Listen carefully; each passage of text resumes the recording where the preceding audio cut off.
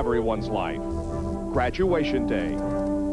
You've completed your studies. You've learned your lessons. And you've been taught by the best teachers around. It's time to spread your wings and move to a new challenge in your career. A new class of students is ready to take over and begin its education process. What they learn will be important to their careers in the coming years. Each will be seeking the valedictorian status.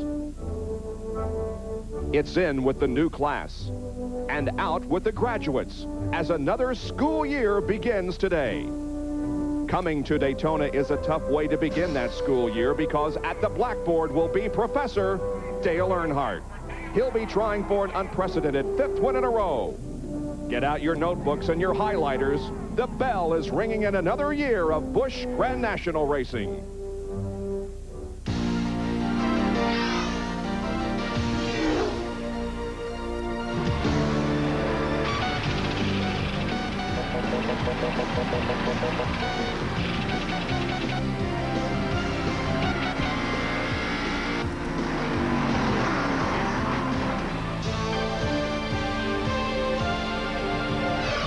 ESPN, the world's leader in motorsports coverage, welcomes you to Daytona International Speedway and the Goodys 300. We have been plagued by rain showers the past couple of days. It rained earlier today, but right now just partly cloudy skies. Hi everyone, I'm Bob Jenkins, and welcome to our annual Goodys 300 coverage as we begin the Busch Grand National season, the annual renewal of the battle between Winston Cup drivers and the Busch Grand National Series regulars. 62 cars attempted to qualify for this race. 18 were unsuccessful and had to pack up and head for home. There has been quite a turnover in this series this year. There are 9 rookies in today's field, and a total of 14 drivers have indicated their intentions of running for Rookie of the Year status in 1994. But the favorite in this race today, well, it has to be Dale Earnhardt. He'll be going for 5 in a row and his 23rd overall win here at this facility. Is a Winston Cup regular the favorite here today? Well, that's a question that perhaps Dr. Jerry Punch can answer. Thanks, Bob. You know, in the 12-year history of this Goodys 300 at Daytona, it has never been won by a Busch Grand National regular. 4 different winners, all Winston Cup regulars with a lot of experience. And if you look today, it doesn't look much better. The front 5 rows, the top 10, not a single Busch Series regular there. But remember, it's been a good week for young drivers. Loy Allen sat on the pole for the Daytona 500.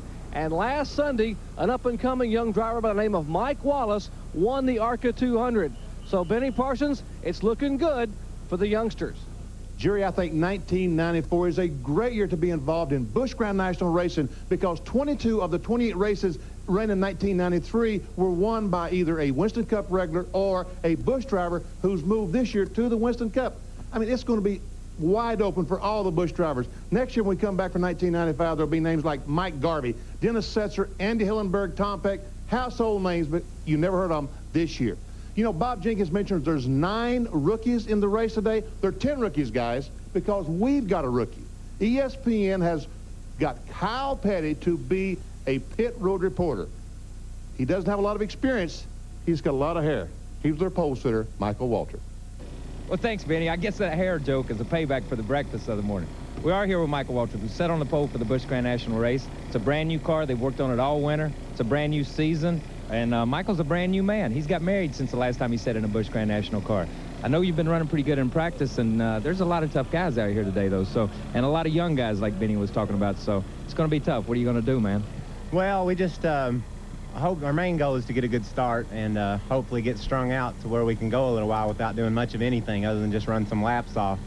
Yesterday afternoon, the car was a little loose, and we changed it a little bit this morning and changed rear end gears a little bit. So basically, we don't really know what. I don't like to sit still with this car. You know, I like to work on it and change it, and just hopefully we've made the right changes.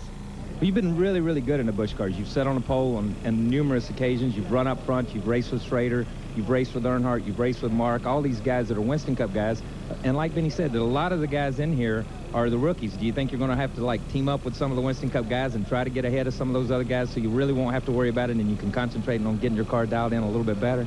Well, what I feel pretty sure of is that Earnhardt, Schrader, Ernie, Mark Martin, those guys, when it comes down to the end, will all wind up at the front of the pack. And you know, if we'll be in with them, I'll feel good about that. Anytime you have somebody like, say, a Kenny Wallace or one of the young Busch drivers who have experience in this division, you really don't know what to expect out of them. So it's nice when the Winston Cup guys are there, but we're ready to take on all challengers. Jeff Green, a buddy of mine from Owensboro, Kentucky, put this car together from me. Another guy from Owensboro put the body on it for us, and got a connection from my hometown, and, you know, that's real important to me, and we're just looking forward to getting going.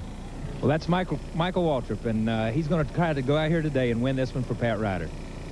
All right, Kyle, good job, and we welcome you to our coverage of Busch Grand National Racing in 1994. ESPN Speed World is being brought to you by Smooth Busch Beer and Easy Drinking Busch Light. Busch, the official beer of NASCAR. By Allied Signals Auto Light Spark Plugs, guaranteed for 2 years no matter how far you go. And by Goodyear, #1 in tires.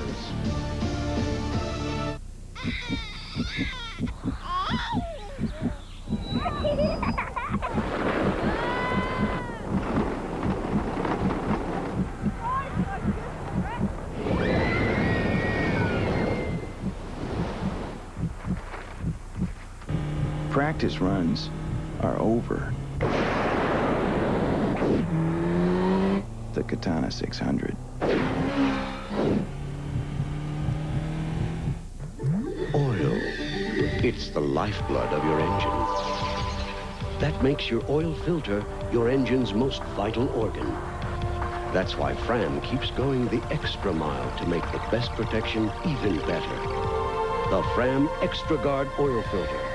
Unique glass fiber paper stops more dirt than any other filter for the best protection ever. Fram Extra Guard, American or import, it's an extra lease on life. We're back with a new AquaTread.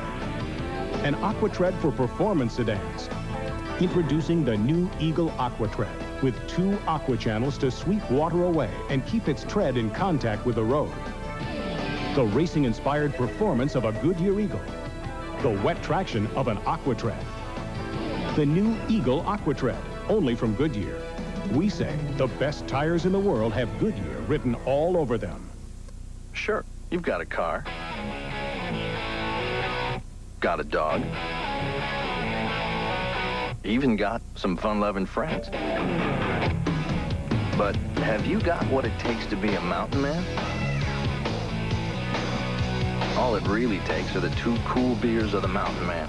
Smooth Busch Beer and Easy Drinking Busch Light. So, be a mountain man. All you gotta do is head for the mountains.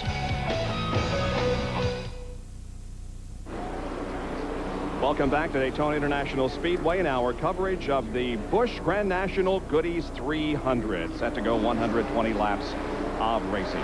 You know, Michael Waltrip and Kyle Petty have been battling on the track for years, and you would bet that there would be a battle of sorts when the two met for Kyle's first interview here on ESPN.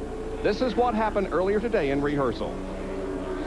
Well, thanks, Benny. I guess that's a payback for the breakfast of the morning. We are here with Michael Waltrip, who's set on the pole for this race. It's a brand new car that they've worked on all winter. It's a brand new season, and Michael's a brand new man. He's got married since the last time he sat in a Busch Grand National car. So what do you think about today? What do you think about your chances? Thanks. I appreciate that. I knew you were going to do that to me. Okay, keep that one. That's a keeper. Not only did he have us fooled, but our audio person, Jack Stoker, was opening every microphone in this facility trying to find out what was wrong. Well, on a more serious note, there is 2 different tire manufacturers in battling here today. There are 11 drivers on Hoosiers and 33 on Goodyears. More on that from our other pit reporter. Here's John Kernan. Bob, how can I follow something like that Kyle Petty thing? Michael had told me, include me, and he was going to do that. I said, yeah, go ahead, give Kyle a little bit of trouble there. But yes, talking about 2 tire manufacturers. The last time we saw Hoosier in a Busch Grand National race, Ward Burton pulled away, dominated the last half of Atlanta in the last race of the season. But we all know what has happened over in the Winston Cup garage. All the Hoosier teams have switched over to Goodyear for the Daytona 500. And some of the Goodyear drivers in the Busch Series expressed some concern about the Hoosier drivers that they may have the same problem in today's race. But we don't expect it to happen. That's because this tire is somewhat differently constructed than the Hoosiers Winston Cup tire. It's also a softer compound. And some of the more experienced guys in the Busch Series, like Joe Nemechek like Robert Presley, who ran a lot of laps yesterday afternoon in the final practice session. Bob, they say these tires felt great. All right, thank you very much, John. Let's take a look at the starting lineup. There are 44 cars and drivers set to go. Front row, Michael Waltrip, car number 30, qualifying at 184.5, and Ken Schrader in car 52 at 183.8. In the second row, it'll be Joe Nemechek, former series champion in 87, and Harry Gant in his final Goodys start in car 7. The third row, Joe Bessie in car 97, and Mark Martin in number 60. The fourth row for today's race, there's the guy going for 5 in a row, Dale Earnhardt, and Randy LaJoie outside in car number 20.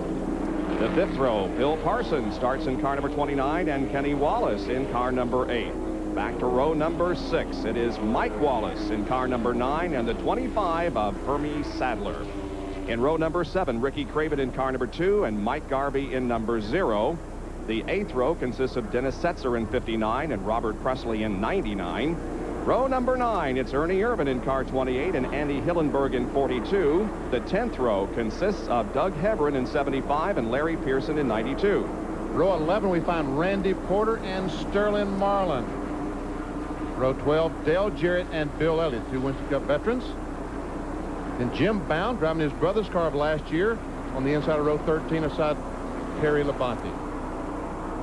Then Mike McLaughlin in row 14 and Elton Sawyer back in Busch Grand National in 94. Morgan Shepherd, Chad Chaffin makes up row 15. Tim Feedwell, Rodney Combs back in row 16. Rodney's driving for Richard Petty this year. Randy McDonald out of Canada and Bobby Labonte in row 17. Tom Peck driving for Steve Grissom and Tracy Leslie makes up row 18. In row 19, we find Roy Payne and Chad Little. Now, the rest of the starters were in on provisionals. Mike Stefanik in number 1 and David Green in 44. In the 21st row, it's Bobby Dodder and Tommy Houston continuing his string of starts in this series. And in row number 22, it's Kirk Shelmerdine and Johnny Benson. Now, about those provisionals, let's show you exactly who makes up this field. The fastest 38 cars in qualifying were in through time trials, and then 6 provisional starters. We have 3 provisionals based on the Busch Series driver points, 1 from the Busch Grand National North Series driver points, and 2 owner provisionals. That makes up the 44 cars that begin this race. Well, there's a look at Daytona International Speedway, the world center of racing. Now let's break it down and show you exactly what it consists of. The front stretch, 3,600 feet. That actually includes 3 1,200 feet straightaways or areas. The back stretch, 3,600 feet. That's a straightaway. In the corners, the banking is at 31 degrees. The back straightaway is banked at 6 degrees, and through the tri-oval here, the banking is at 18 degrees.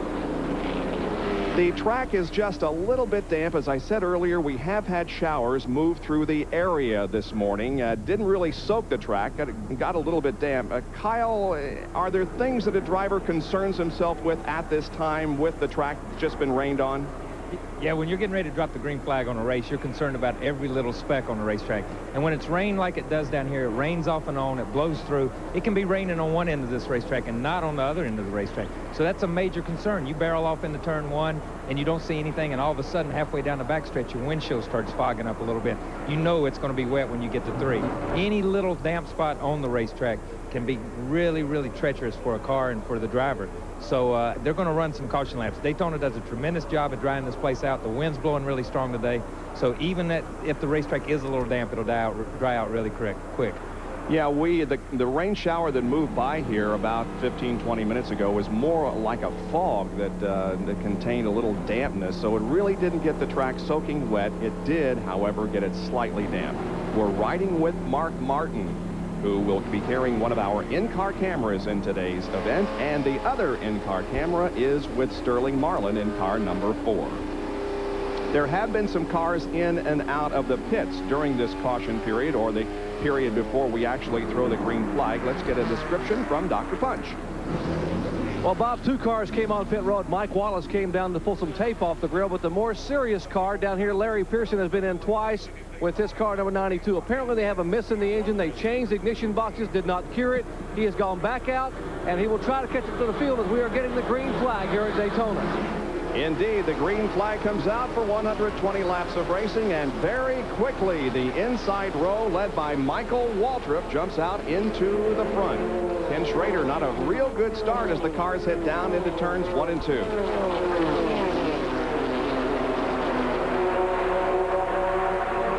There we see Joe Nemechek lashed on the back of Michael Waltrip, trying to get away from that third place car. Here they go.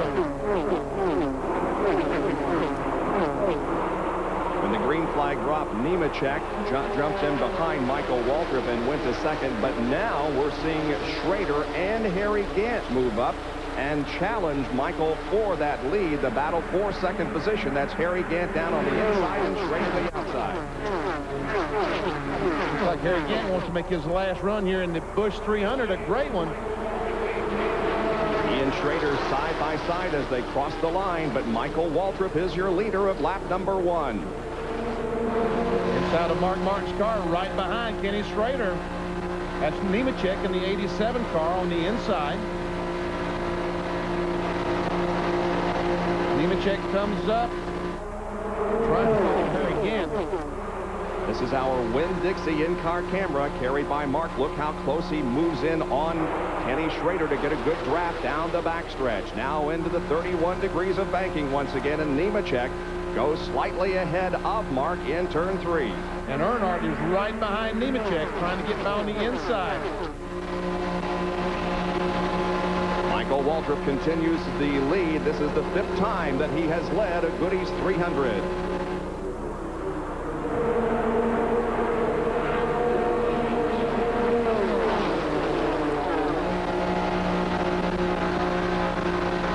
Mark Martin's car looking back here. Nemechek still on the inside. There's a little bit of moisture coming off of our camera lens, so there still may be some moisture in the air, but it's not enough to cause a caution flag at this point. There's Dale Earnhardt, who's beginning to move toward the front of the field. The yellow car there, my little brother, Phil Parsons, right behind Earnhardt. Well, that's Mac Coons. That's Ernie Irvin. I'm sorry. I thought that was Phil. Boy, Ernie has moved up well here in the first few laps. Ernie started 17th. Now runs in 8th position alongside Randy LaJoie.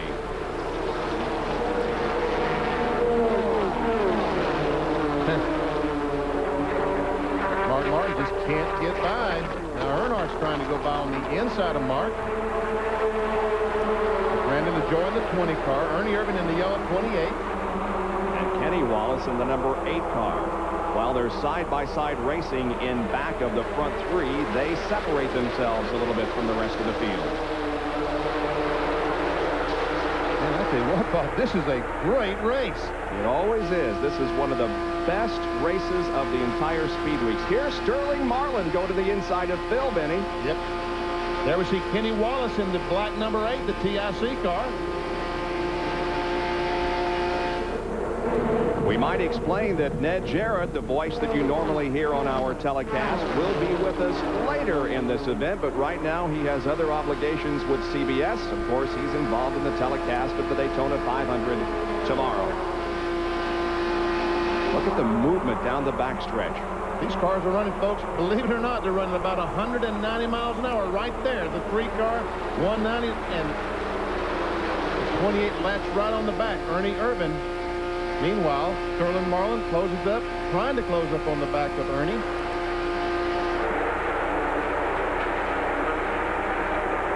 Ernie Irvin has really made a good move here in the opening 6 laps of this race. He's in 7th position. Nemechek leading this group, the second group of cars, the first 3. Oh, we have a spin up in turn number 2. Car up into the wall. He pins someone else against the wall. And now another car becomes involved. Another car spun on the apron of the track. Now we've got a fire down there in the middle of the corner. And others hit the brakes and slide to a stop. We're still crashing. It's like Chad Chapin, that red car right in the center. And is that the 74 of Johnny Benson that just got in the back of him? Well, we have a lot of damaged race cars. Yes, that's Chad Chapin in the 16. Tim Fiedel in the white car, the 55. There we see Randy McDonald, the blue and white car. He's moving. It's our first caution of the afternoon here in the Goodys 300 from Daytona International Speedway. We'll return with more after this. We could tell you that we've been in business for over 60 years, but is that what you really want to hear? I don't think so. You want to know that you get the best deal possible. Cox sells more cars and trucks than almost anyone in the Southeast. Why? Because we work with the customer. If you're about to make an investment, you want to know you're getting a great deal. At Cox, we'll work with you, making sure you're satisfied. Now that's what you want to hear, because that's what it takes to sell cars, and that's what we do better than anyone else. Cox Chevy and Cox GL. Come experience the Cox advantage. I was very aware of the thinning hair. Is the camera shooting behind me? Where's the fan? Is he seeing the bald spot? The more I looked, the more I realized I kept coming back to the hair club for men. If I don't tell people, they have no idea I've done something. If I can be the catalyst for that guy who may be on the fence, and he sees me and he says, hey, you know, if it's good enough for Gary, and gee, look at the change it made in Gary, why not try it? And great. Call Hair Club. They'll give you a free brochure. It's filled with information. Look what it did for that guy. I'm not only the Hair Club president, but I'm also a client. Trip to the college championships by scoring on the phone with ESPN's three-point shootout contest. 3 winners go to the College Slam Dunk and three-point shooting championship to compete for a legendary Nissan 300ZX. To enter, call 1-900-40-SHOOT. 95 cents per call, must be 18 or older, or send a postcard. No purchase or phone call necessary. Shoot to win with ESPN's three-point shootout. Sponsored by Pizza Hut and Quaker State. Under our first caution of the afternoon here at the Goodys 300 at Daytona, and this is the reason that we have momentarily stopped the competition. It involved an accident up in between turns 2 and 3, Benny. And 10 cars involved. The blue car, that's Mike Garvey. The 75 car that's in the side of him is Doug Hebron. And boom, along comes, is that the 63 car or the 1 car? The white, that's 63 Jim Bound that nails Garvey right in the side. And meanwhile, we're going to see other cars come spinning in. There's another car comes. That's Roy Payne. The red car, I can't really tell the number on that. Ooh, look at Mike Wallace go down. And the 74, Johnny Benson comes in. That's Chad Chaffin in the first red car that I couldn't tell. Watch the left-hand side of your screen here. There is Garvey going up into the wall and pinning Hebron. Yes, right. Now they're going to come down off the wall, and the Garvey car is going to get hit again. What I really don't understand, look at the smoke to the left of them. The 34 car is sideways. We're going to need some help from the guys down in, and boom, along comes Jim Bound right in the side. We're going to definitely need some help from the guys down in the pits to try to sort this thing out as to what happened. We count 10 cars involved. John Kernan is down on pit road. And, Bob, one of those cars belongs to Mike McLaughlin. And, Mike, it happened right there, and it was something you said you couldn't avoid? Yeah, he spun right in front of us. Had no place to go. It just a little disappointed. The Fiddle Faddle High 2 crew is they worked awful hard to get here, and we've been fast. And just a bad situation, but we'll put it together and go to Rockingham next week. Now, I haven't had a chance to look at the monitor. Who spun in front of you, and was there any contact, or did they just lose it? The 0 car just lost it up top, come down across the racetrack, and I tried squeezing between another car and the 0 car, but as I was going around him, he was coming back up the track at that point. Kind of no place to go, you know. That's Mike McLaughlin down in here in the garage area. They're working on the car. There's a lot of damage. There's some A-frame damage in the left front suspension, and they're going to have a good afternoon's work to get this car back out there. It appears, however, that there are no drivers injured. Everybody has gotten out of the car. Mike Stefanik, we believe, was down on the ground with possible injuries to his leg, but he did get up and walk to the ambulance, so don't think we're going to have any serious injuries as a result of this 10-car accident that has brought a temporary halt to the racing in the Goodys 300 at Daytona. Honey, would you get me a towel? Honey! Out of paper towels? To a robber, there's something even more repelling you can hang on your wall.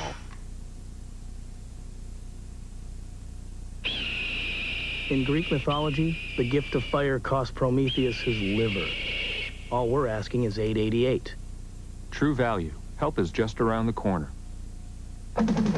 We're back with an AquaTread for performance sedans.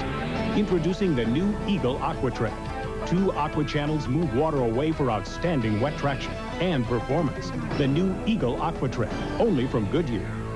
Pollen, smog, colds, known causes of itchy, burning eyes. The answer, Clear Eyes ACR. Soothing, cooling, allergy, cold, relief from Clear Eyes. College basketball on a regular Monday. College basketball on Big Monday. St. John's and Providence are definitely big. See them on Big Monday, presented by Bud Light. See? It's a lot bigger.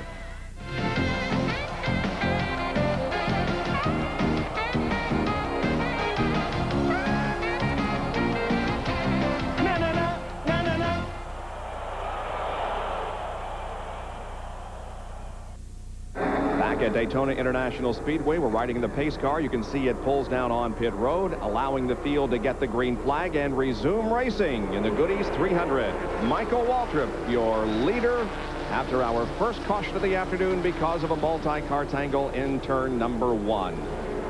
And Michael Waltrip has led every lap so far in that Pennzoil Pontiac. Because he's not to be headed. There we see the yellow car right in the center of the screen was Dale Jarrett. There he is. Racing with the 99 of Robert Presley. Up on top is Ricky Craven in number 2. Uh-oh, I spoke too soon. Harry Gant wants the lead, and Ken Schrader wants second. Now Nemechek will join the draft at the bottom of the racetrack and put Michael Waltrip all the way back to 4th. Leaving Michael with no place to go. Pretty good get back to Mark Martin in the Winn-Dixie car. That's because he's battling side by side with another car. And here is Harry Gant leading the Goodys 300. This is the final time that he'll compete in this race. As you know, Harry Gant is hanging up after this season. John Kernan now is with one of those involved in that crash a few laps ago, Doug Hebron. John? Well, Doug, I know it's got to be very disappointing, but you are okay. You have been checked out in the hospital. Chris Carey and the crew are working on the car. Were you able to see exactly what happened up there? No, we were just going into one. I was following McLaughlin, and the 0 car got sideways. I don't know if he got hit or what, but got sideways, just came up the track, and he was just ready, came in the line that I had chosen to go in. And I just gathered him up, and then just everybody else just piled in. You've been checked out in the infield care center. Some other drivers in there. Everybody look all right? Yeah, I'm all right. We're all right, I think. Okay, thank you very much, Doug. Bob? One of those drivers moving over to Busch Grand National Racing from the modified ranks. Stefanik and McLaughlin also included in that group. Hey, look at Dale Earnhardt go to the bottom of the racetrack and move up to, what, 6th or 5th? Anyway, he's moving up. 5th. Yes, 5th, but he's being challenged pretty strong on the outside. Oh, there's Sterling Marlin going by Dale Earnhardt, or trying to. He does it. Uh-oh, Earnhardt's hung out to dry. Here comes Randy LaJoie in the blue car. Maybe he can help Earnhardt get back to the front, as Earnhardt has lost about 4 spots. Kenny Wallace, the black 8 car on the outside. Looking back on Mark Martin. And looking from Mark Martin's car, it's Sterling Marlin. Battle of the in-car cameras here, looking at each other. Meanwhile, a challenge for the lead. Kenny Schrader wants it. Down in turn 1, and he's got it. Now, can he make it back to the start-finish line? Now, Earnhardt here comes on the inside. Wow, look at the run he's got behind Nemechek. Nemechek moves over, and Earnhardt's going to... No, he's not. Makes it 3 wide down into turn number 3, I should say. He is going to go in the middle of this group, right between Kenny Wallace and Joe Nemechek. And he makes it work. Meanwhile, Ken Schrader now has the lead of this race as they come down through the trioval and cross the line once again. And the side-by-side battle now is with Ernie Irvin and Dale Earnhardt. Let's go down to Kyle Petty, who's with Jim Bound, another one of those drivers involved in the crash. Yeah, we're standing here with Jim Bound, who was also involved in that accident. And, you know, on the replays, talking to the guys in the booth, it seems like you had no place to go. And your car, looking at it over there, hit a ton. Did you see anything that happened? Well, yeah, I got started up in the middle of 1 and 2. The 0 car and someone else got together. We tried to get the Lysol Product Chevrolet stopped, but we got down to the apron. But, by gosh, by the time we got there, they'd come back down the racetrack and hit the 0 car, and then I stopped. and somebody else come and tried to knock the lick out of my little Lysol Chevrolet. So it was a tough day. You know, we got it running really good, driving really good. I felt confident in it and comfortable, so I thought, heck, I'll take it to the apron. I can miss this deal, but boy, hard to miss one here. I guess you know about that. But I got to say hi to my kids back home, and I'm all right. Yeah, he's doing better now, but I tell you what, this is not the way he had for starting off the season. That's for sure, but those things happen, and Jim Bound will be back for another race.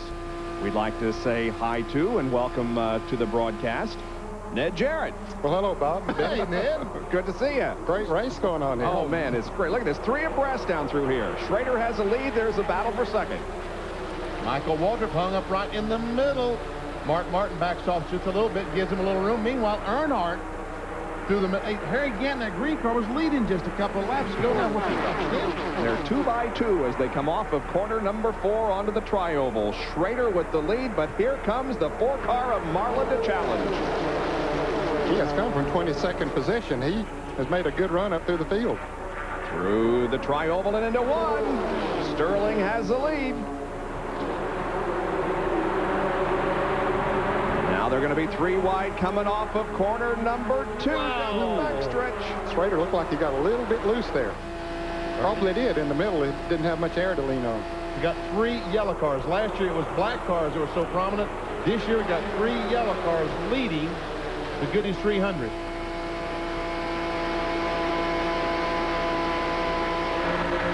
There's Mark Martin looking at those 3 yellow cars. That's Ernie on the inside, and directly in front of him is the Michael Waltrip car. Waltrip goes down, tries to draft by Sterling Marlin, comes to the line, dead heat for the line. Once again, a side-by-side battle for the lead. Into 1. Marlin and Waltrip wheel to wheel.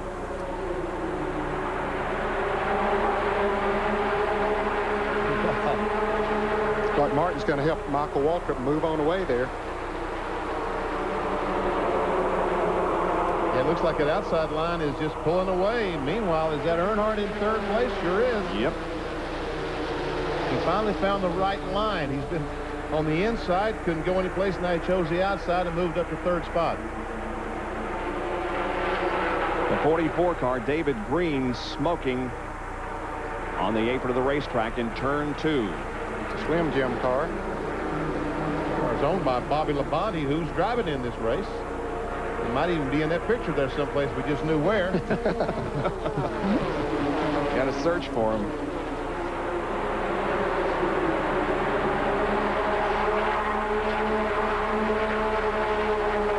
Ed, we talked about that at the top of the show about these guys getting experience, and there's 9 rookies in the race today. They can catch up real quick in a race like this, can't they? That's an education for them, no doubt about it. 21 laps completed out of 120 in the Goodys 300. Great racing here at Daytona in the Goodys 300. Michael Waltrip has the lead once again as he comes down to lead Mark Martin, Ken Schrader, and Dale Earnhardt. We'll be back with more in just a moment. Stay with us. We're back with a new AquaTread. An AquaTread for performance sedans. Introducing the new Eagle AquaTread with 2 aqua channels to sweep water away and keep its tread in contact with the road. The racing-inspired performance of a Goodyear Eagle. The wet traction of an AquaTread. The new Eagle AquaTread, only from Goodyear. We say the best tires in the world have Goodyear written all over them.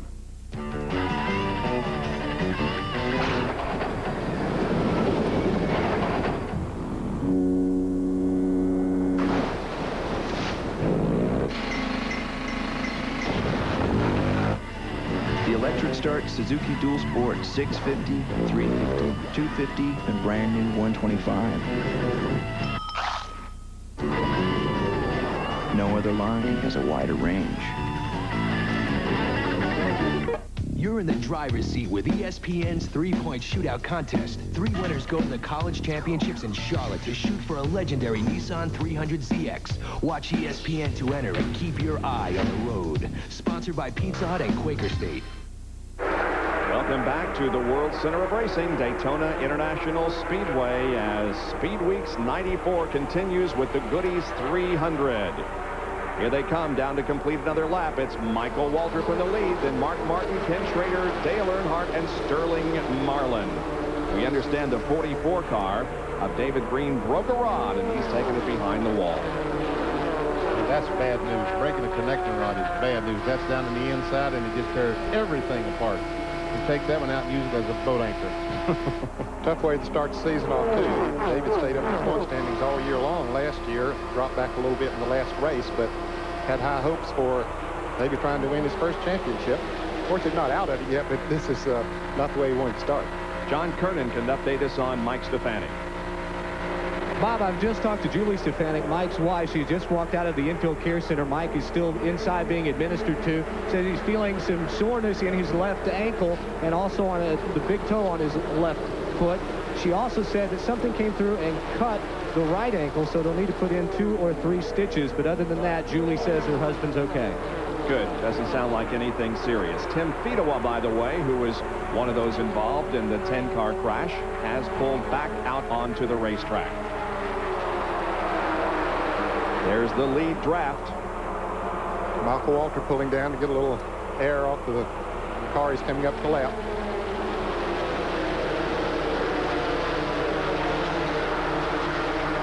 Look how fast those guys are going by. And that car's probably running 100 miles an hour.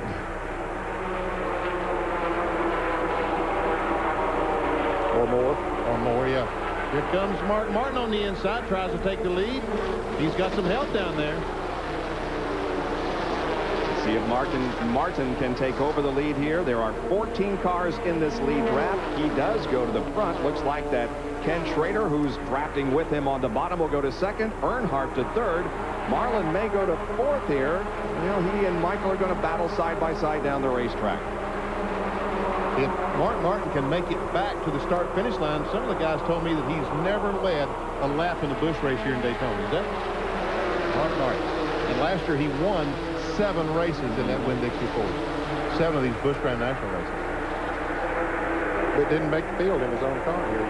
Yeah, just simply wouldn't go fast enough. We understand that the 30 car of Michael Waltrip reports that the car is pushing. That's the reason he's dropping back a little. So Mark Martin has led a lap in the Goodys 300. Now it's a 3-car breakaway.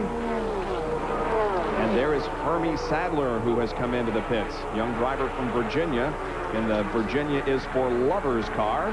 He's back out there. Yes, Michael Waltrip definitely has some problems because he's backpedaling pretty good. There we see him on the inside. And what is he, back to about 15th already?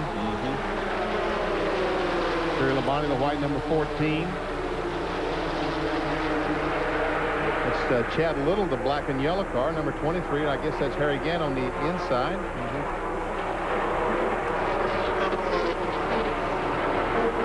So Michael goes from running for contention for the lead way back to the end of this lead draft, which is about 14th or 15th position. And there the Bobby Labonte in that red and white car right on the inside of Michael Waltrip. The Dentine car, that's Bobby Labonte.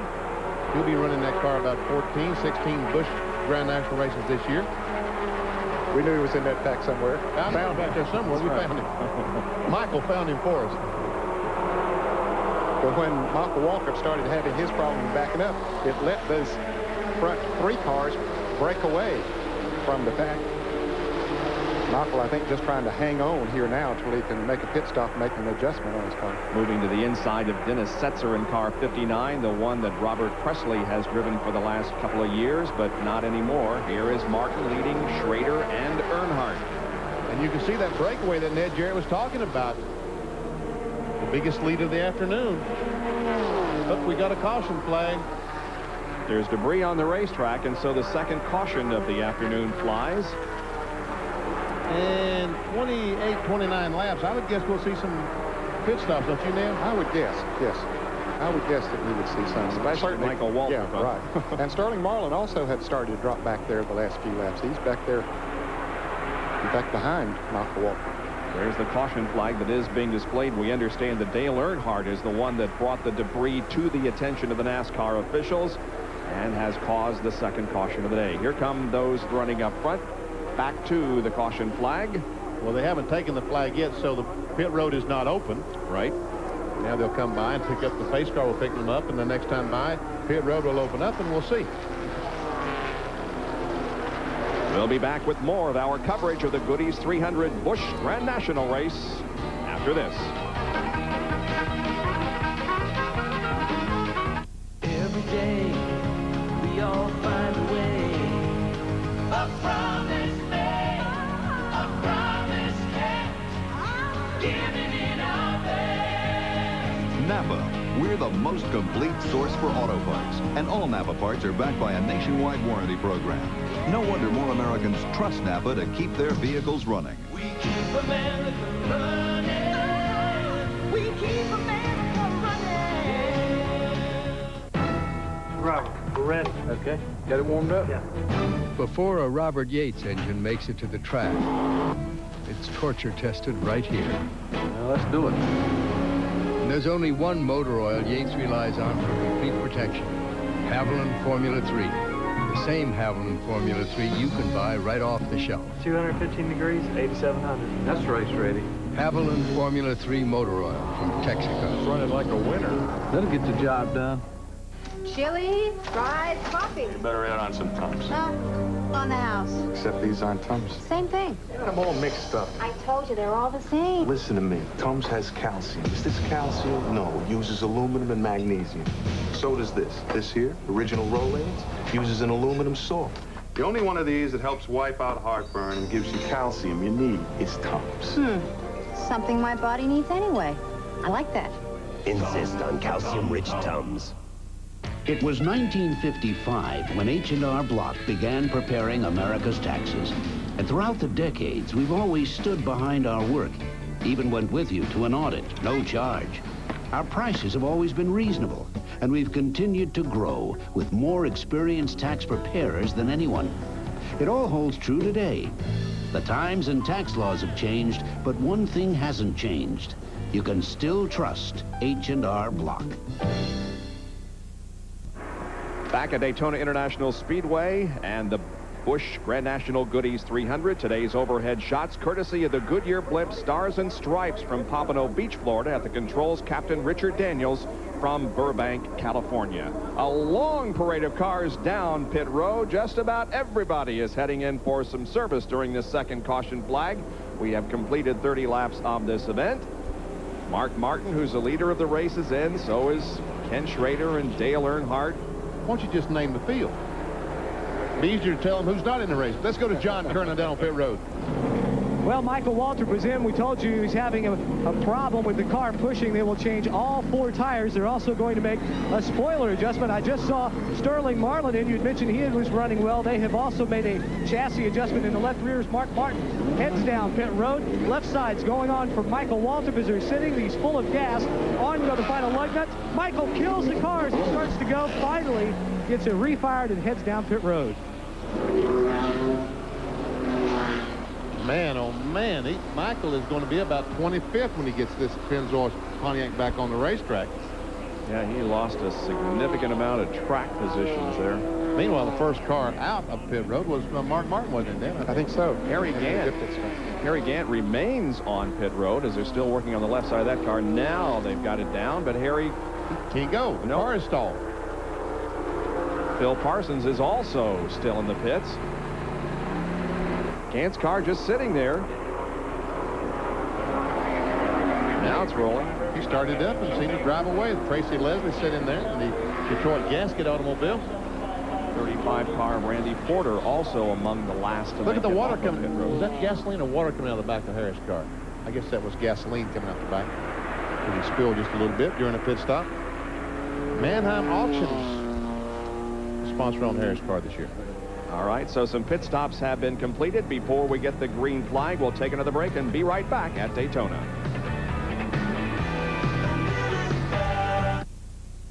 Tom's time is Bradenton, Florida, world's cheapest used cars. 89 Ford Escort, $3,100. How about this 88 Taurus for $2,900? 88 Taurus, $2,900. Give me a break. 88 Cutlass Calais, $4,600. We're Bradenton, Florida. 87 LeBaron convertible. Anywhere's in town, $7,900. Here at Tom Steinman's Braden in Florida, $5,900. Number one in the world. Want to get in on the action? Or maybe you just feel lucky.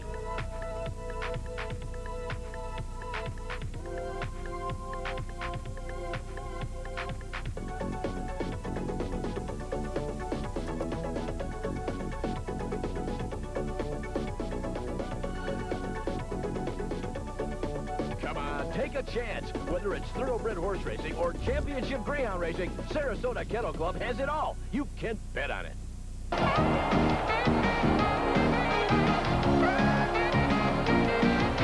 Da-da-da, da-da-da.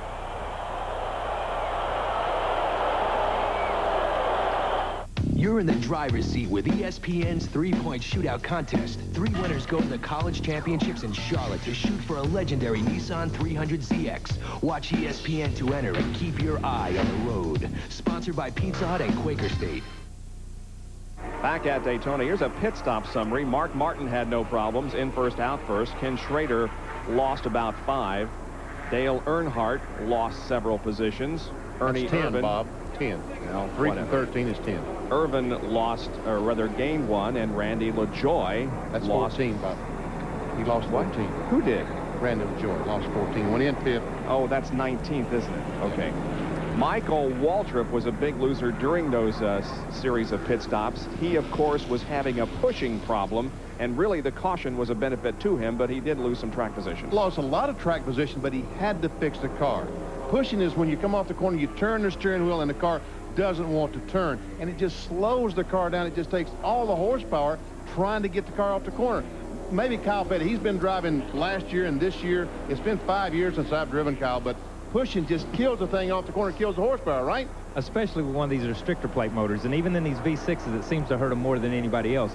I think with Michael and some of these Winston Cup guys, we've been fighting loose all week down here in the Winston Cup cars. In the 125-mile races, the cars that could run pretty good and were a little bit tight seem to check out from the field. So I think everybody's been overcompensating for the looseness in their Winston Cup car. They come over, they work on their Busch cars, they get them where they think they're pretty good, and all of a sudden the tires get a little hot, the racetrack gets a little run in, and all of a sudden they're plowing up off the corner, and it's just like Michael. You go from 2nd to 15th in 1 or 2 laps.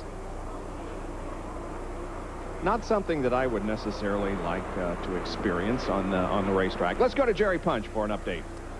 Guys, some of the leaders pitting down further in pit road toward turn 1. Harry Gann had a problem. He had a jack brake on the car, so they had to go borrow a jack, and they changed all 4 tires eventually. Kenny Schrader came in, changed right side tires, but had a radio problem. Couldn't figure out why the radio wouldn't work, and they realized no one had screwed the antenna on top of the car. They screwed that in, and now it works fine. Mark Martin pitted. No tires for Martin. Gas only. Remember, these guys can make it on one more stop around lap 80. But problems for Tracy Leslie in the car number 72. He has only 4th gear. That is hung in 4th gear. And that's as far as he can go right now. And pit stops are going to be a problem for him. Let's check in for John Kernan. Jerry Sterling Marlin took a couple of rounds of wedge in the left rear. The car was loose when they after they changed the tires. As Mark Martin, Bill Elliott, and Ernie Irvin lead them down to the green flag. They brought the tires in, checked the pressures, and the right front on Marlin's car was in an equalized situation, so that they may have gone too far in that left rear. Couldn't they, Benny, if that right front tire was causing that problem? Yes, they could have. Is that Dale Earnhardt on the bottom that's having so much trouble getting up to speed? I don't know. We'll have to check back and see. There, right there, the black car on the inside. Is that not Earnhardt? Yeah. Terry Labonte giving him a push there. Running alongside Rodney Combs. And that's Tom Peck in the 31 car, the Channel Lock car. Last year's 93 Busch Grand National Champion Steve Grissom's car. Well, maybe Earnhardt's up to speed now. I was really concerned that something had happened to his car. And he just got a little bit of a slow start, and it doesn't take much. With these V6 engines, restricted, it takes them a while to get going. Martin, Elliott, and Irvin are your front 3. Yeah, it definitely looked like Earnhardt's up to speed now. Yeah. Passing the 99 of Robert Presley with these. That's Terry Labonte there in number 14 coming along behind Dale. As they pass Mike Wallace in number 9. Here's Dale Earnhardt, started 7th. His highest position so far in the race has been 3rd on lap 30. He's currently 13th, and that is the lowest he has been in the field. And he has not led a lap so far in this event. There's Hermie Sadler down on the inside. He's back on the racetrack. Uh-oh. There's Dennis Setzer. He's slow on the racetrack. Going in the 3rd corner. Well, I'll tell you, the Busch guys, the regulars, are having, many of them having tough times here today. We saw David Green go out. Now Setzer and Hermie Sadler made an unscheduled pit stop earlier. Larry Pearson had some problems to begin with in the 92 car, the Stanley car. But meanwhile, Martin Martin's not having too much problems. And Bill Elliott had a great pit stop to get back to the front or get to the front. This is from Mark's car looking back on Elliott. Bill started back in 24th position. Sitting right there now in the leaders bumper. Here's a field summary for you. Watch for your favorite driver to see where he is running. Fords have not fared well in this particular race here at Daytona. As a matter of fact, the last time a Ford won this event, well, it happened before it became the Busch Grand National Series. It happened back in 1980 when Jack Ingram was driving. I believe he was driving the Carolina Tool car then. I believe. Really? I believe that's his car he was driving. He drove their car on Super Speed race some of that thing. I saw Bobby Hawkins, who owned Carolina Tool, down in the pits. He says he's looking to get back in racing. With his son. Here comes Ernie on the outside of Bill Elliott. Now, Kenny Schrader in the AC Delco car behind Bill Elliott, and meanwhile, there's Kenny Wallace right behind Ernie Irvin. So, who do you follow? Schrader's chosen Bill Elliott. Now, then Mark Martin moves over to give Elliott a little hand and put Ernie Irvin by the wayside.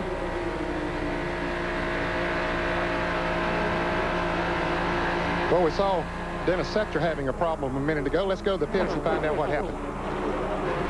Well, Ned, Dennis pulled it in. Moments before he got in, I asked his crew chief, Ricky Pearson, what he thought the problem might be. Ricky just shook his head. They brought the car in. They shut the engine off. Before they shut it off, it sounded as if it was running on only about 4 cylinders. So they pushed it behind the fence, and they are going to go to work on the car right now. In fact, Ricky and the crew are looking at it now. We'll hopefully be able to talk to Dennis in a minute. Let's go down pit road to Dr. Jerry Punch. John, as we're watching the car number 60, the Winn-Dixie car, Mark Martin now running behind Bill Elliott. Talking about Martin's incredible string in Busch Grand National Racing. Last year, he ran 14 races. Of the 14 he ran, he had 5 times he was involved in a crash, 2 he had mechanical failures, and 7 times he managed to finish. Every race he finished, he won. But incredibly, he has never done well here at Daytona, as you mentioned early. Until about 15 minutes ago, he had never led a lap here in a Busch Grand National race. In fact, the past 2 years in a row, he hasn't even made the field. So this is quite a change for Mark Martin and the Winn-Dixie team. He's in 2nd place at the moment as Bill Elliott has assumed command of this event. And I think we need to really draw attention to the fact that the 28 car, the Mack Tools car that Ernie Irvin is driving, is a Ford. We've always associated him with General Motors cars in the Busch Grand National. That is a Ford. There's the serial on Bill Elliott. Lap number 17, he was 8th, back to 11th, and back to 12th. Beginning his movement forward by the 29th lap, he was 6th, and on the 39th circuit, he comes into the lead. Hey, boy, it looks like he's pretty racy, too. Sure does. Here comes Earnhardt way down on the inside, trying to take over that 4th spot from Schrader. Labonte has been following Earnhardt all the way through the pack from about 20th spot. He once again chooses Earnhardt. Ernie Irvin just went by Schrader coming off of turn 2. Now Earnhardt trying to move around him.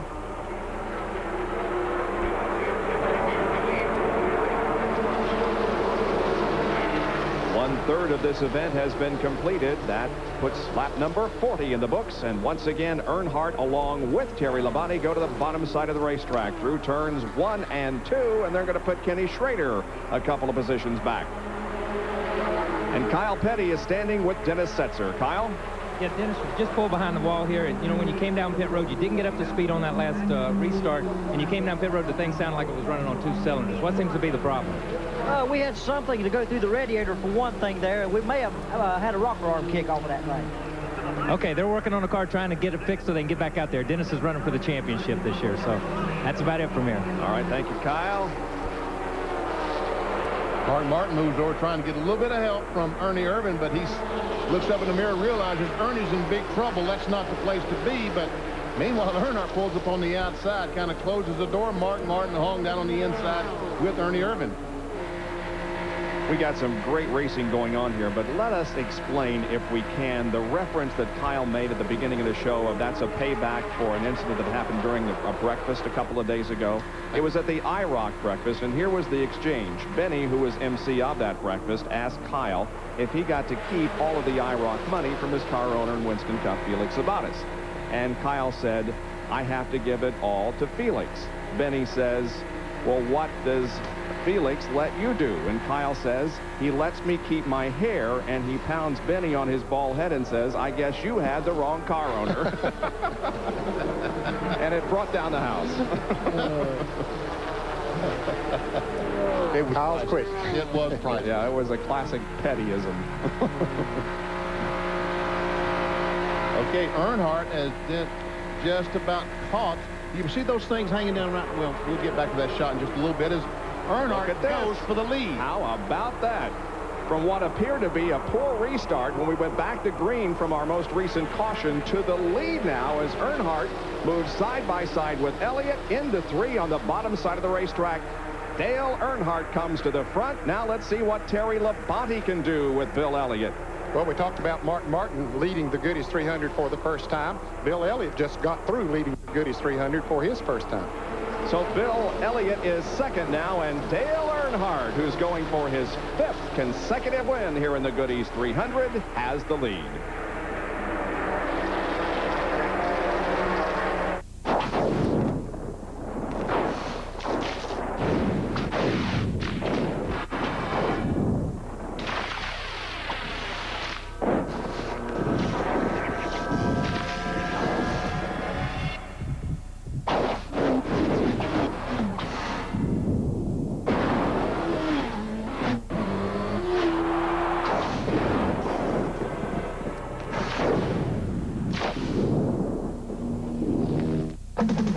We're back with an AquaTread for performance sedans.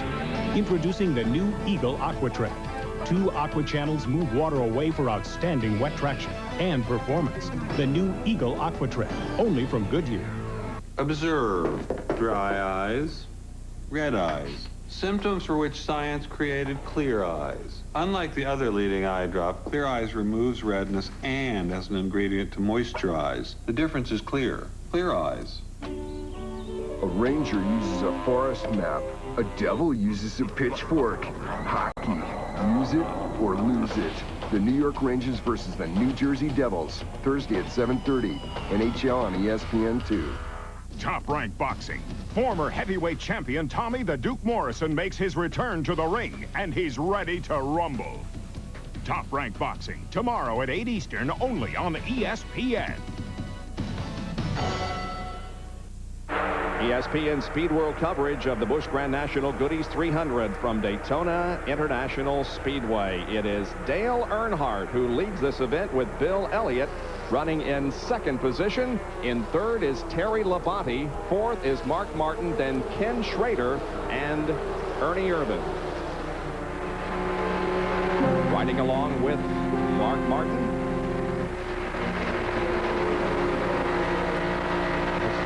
W. Windows car of Terry Labonte directly in front of Mark.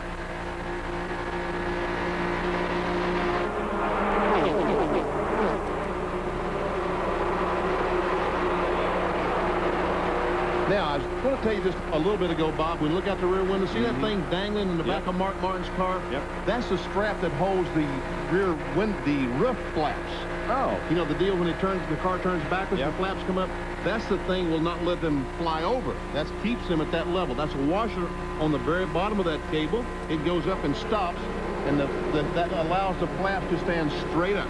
And I'll tell you what, NASCAR has apparently solved that problem, because during the Twin 125s last Thursday, we saw Both Richie Petty and Chuck Bound come down through here, and under normal circumstances, those cars would have lifted off the ground, and those roof flaps popped up like they should and kept the cars on the ground. And it's good to see that something appearing to be that simple has solved that problem. Yes. Worked like a champ. Did. As we watch Earnhardt lead Bill Elliott, I will tell you that Ricky Craven pulled his DuPont car behind the wall. Also, Phil Parsons, I don't see him on the racetrack. I saw him come down pit road just a moment ago, and I don't see him on the racetrack, so evidently he's behind pit wall. Well, Ricky Craven, another one of those drivers that was looking forward to getting off to a good start, trying to win the Busch Championship this year. This is the 11th race, 11th Goodys 300, in which Dale Earnhardt has led at least one lap. Tell you what, he lost a lot of position during that pit stop, but whatever they did during that pit stop, they sure solved his problem, because he was about a 5th place car, and right now he does look like the cream of the crop. If that yellow car on the inside of Michael Waltrip gets up there, we'll find out just who's the toughest. Michael is going towards the front. He came out, we documented the fact that he had a long pit stop, but he has been mowing them off, coming back up through the pack. And we can see him right on the bottom of the racetrack, as we see Earnhardt right on the top of the racetrack. And one other driver that we told you had a bad pit stop was Harry Gant. He couldn't hardly get out of the pits under his own power. Finally did, as we watch Michael Waltrip now move to the inside of Randy LaJoie and take another position away. And now he moves to the inside of the 8 car driven by Kenny Wallace. He is on his way to the front. Now he's going to challenge Ernie Irvan. Tell you what, Michael Waltrip's car does look awfully fast right now. Ernie comes down, tries to discourage Michael from going on the inside. That doesn't work. No. Here comes Morgan Shepherd. Yep, Shepherd moving right on in there. The race for second place is Bill Elliott is passed by Terry Labonte. Here comes Mark Martin on the inside of Elliott, trying to take over the 3rd spot. Schrader's going to follow him, and look, Michael Waltrip has caught that group. He's just going right through him like a thrashing machine.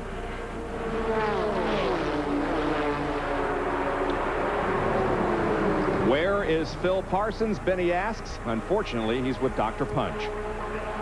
Exactly, guys. I found Phil Parsons, and Phil's having the wind blow some hair in his eyes. Never happened to your brother when I interviewed him. Phil, what happened today? You had a good run going. Yeah, we did, Jerry. Something happened to the distributor. I don't know if the rotor button broke and it broke the distributor cap. I was going through 3 and 4, and the thing just shut off. We got behind on that caution. We were a little bit loose to start with. Got behind on the caution. We put a rubber in the right front, and Harry and I got hooked up. It looked like we were in pretty good shape. The car was feeling better, and I think we're headed for a good run. But the thing just shut off. Spoke with your car owner, Marcia Parsons. Said you guys had a really good week. The car running really well. Very optimistic about 94. Well, we really are. We've got some real good people that help us. Cliff's the only full-time guy I got, but we've got a bunch of guys that help, that have other jobs, and we got a great sponsor in Matchbox and White Rose Collectibles, and I think we'll be back at Atlanta, be pretty strong. Phil Parsons out of it here at Daytona. Let's check in with John Kernan. You know, Jerry, all week long, Ricky Craven has talked to people about how good his car was running. He really thought he had a great shot today, but Ricky, when you pulled down pit road, it sounded like something wrong in the engine compartment. Yeah, I thought we had a shot. The DuPont Chevrolet had been good all week, but we lost the alternator on that restart. The car picked up a skip, and I think the belt might have come off and got caught up in the oil pump belt. I'm only speculating, but it's unfortunate for everybody. DuPont Chevrolet, but we'll be back. That's Ricky Craven, Bob. They'll be back at Rockingham. All right, thank you, John. A little humor there from the doctor, Benny, on the hair on the Parsons family, huh? Yeah, I like that. I noticed it. Everybody's going to give you a tough time this year.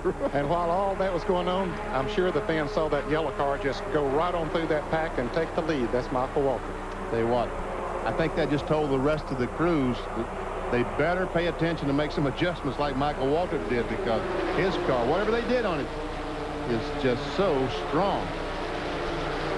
The 21 car of Morgan Shepherd is running right in the middle of this lead group. Looks like him right on the inside. Yes, it is. He started of Terry Labonte. Yeah, he started 29th. He's riding up with the leaders. That's Randy LaJoie in the 20 car beside him. 12 cars in this lead draft. We started talking about Morgan. He got hung on the inside and off going by on the outside. Sorry, Morgan.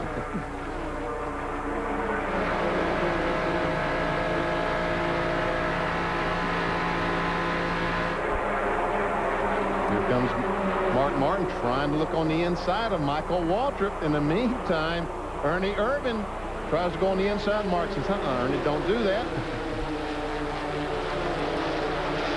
We got Earnhardt and Schrader on the outside in a pair of Chevys. We got Mark Martin and Ernie Irvin on the inside in a pair of Fords. And meanwhile, they're all chasing the Pontiac. We will keep an eye on what happens as some great racing is occurring here in the Goodys 300 from Daytona. Back in just a moment. You know, a lot of people who work on their cars will only shop at AutoZone.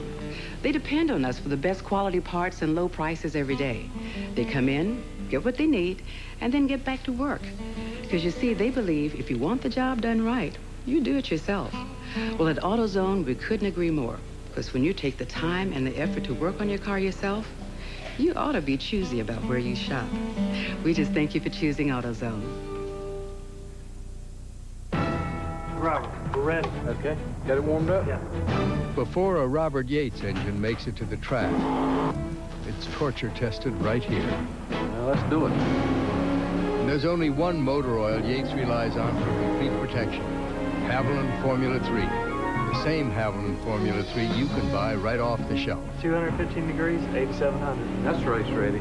Haviland Formula 3 motor oil from Texaco. Run it like a winner. That'll get the job done. Hey, Jimmy, I got a tux that'll go great with that hair. Watch the ESPYs. It's the only all-star game in a tuxedo. Hosted by Dennis Miller, presented by General Motors and Reebok. Monday, February 28th at 9 p.m. only on ESPN. Back at Daytona International Speedway in the Goodys 300 Busch Grand National race. Part of Speed Weeks 94. Michael Waltrip continues to lead this event. Kenny Wallstead on the inside in the black 8. I tell you what, Dale Jarrett qualified about 23rd, but he's quietly snuck his way up into that lead group. Yeah, he's been picking off a few and coming up through there. He's up to about 8th now. See, that's him in the yellow car just to the right, just the very last car on the right side of your screen. Morning Chipper there in the red and white car, right behind Dale Jarrett. Here's the 87 car of Joe Nemechek. Slowing down, former champion of this series. Looks like he's going to be an early out in this event. That's up in 3 and 4, and I hope he can get back. He's going awfully slow. We're not quite to the halfway point. Michael Waltrip has had his ups and downs here today. He was the pole sitter and was the early leader of this event, but look where he was on the 33rd lap, down to 22nd. Then he began the movement toward the front once again, to 18th, then to 16th, then to 11th. On the 53rd lap, Michael Waltrip is our leader once again, ahead of Mark Martin, Ken Schrader, and Terry Labonte and others. Now Labonte. That's Earnhardt in the street. Oh, I'm sorry. Dale Earnhardt. Okay. Earnhardt is losing second position now, isn't he? Well, he's been contested for that position. He hasn't lost it yet as Mark Martin pulls up behind Earnhardt.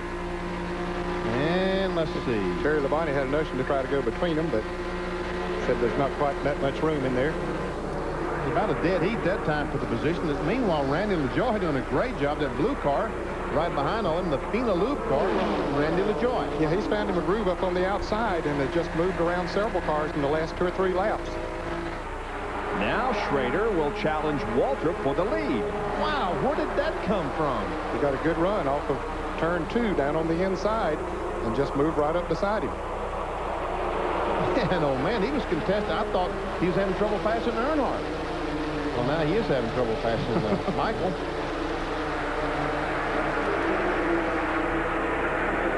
It looks like that the guys are having trouble running the bottom of 3 and 4, but they're going great on the bottom in 1 and 2. And that's really a characteristic of this racetrack. You run well at top in 3 and 4 and good on the bottom down in 1 and 2. Characteristic. There, I said it. I wasn't going to correct. Looks like Schrader's car bottomed out there in that turn 2 area. You might have got the left wheel down on the flat just a little bit. Wow, look at Mark right in on the back bumper of Earnhardt. And watch him move right on by Schrader as they hook up on the outside. Now Earnhardt goes to the inside of Michael Waltrip. And gets the lead again. Well, that's the first time that Earnhardt has run the bottom down in 3 and 4. He does it to take the lead. Well, he's unpredictable, that Earnhardt, isn't he?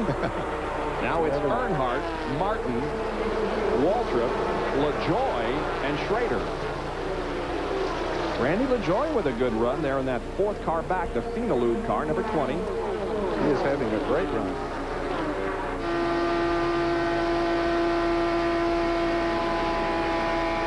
As a matter of fact, he's taking a look on the inside of... This is back in the field. As LaJoie on the inside of Michael Waltrip. Now, guys, all of a sudden it looks like Michael's car has lost the handle just a little bit. Again, yep. Loses positions to LaJoie and Schrader. Now Morgan Shepherd is on his back bumper. Meanwhile, it looks like Andy Hellenberg in the 42 car that they're going by, the Budget Gourmet car. Yes, it is.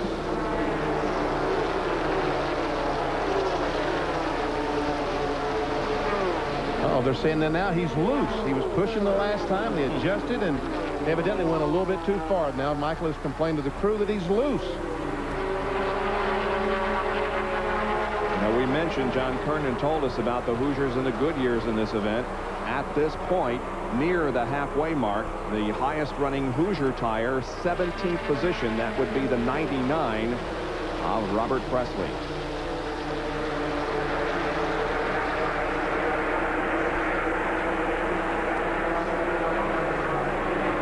Uh-oh.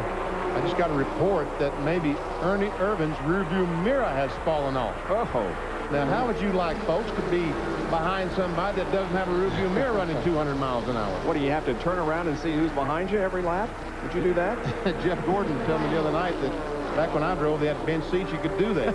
I heard that. That was great. Mark Martin now looks to the inside of Earnhardt. Randy LaJoie. LaJoie. He is strong. Wow. That car is very strong. He's going to try to push Martin on by. But here comes Schrader down on the inside. He foiled that little deal by LaJoie. Picked up some positions himself. Talking about Ken Schrader. He's going to move into second, it looks like. And Mark Martin goes to the front again. So meanwhile, Michael Waltrip comes back on the inside.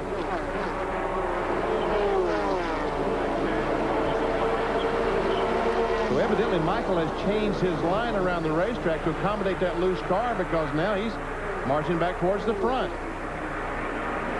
Now, you know Earnhardt's might have to get back there in that position. He's going to try to come up and do something about it. Can he?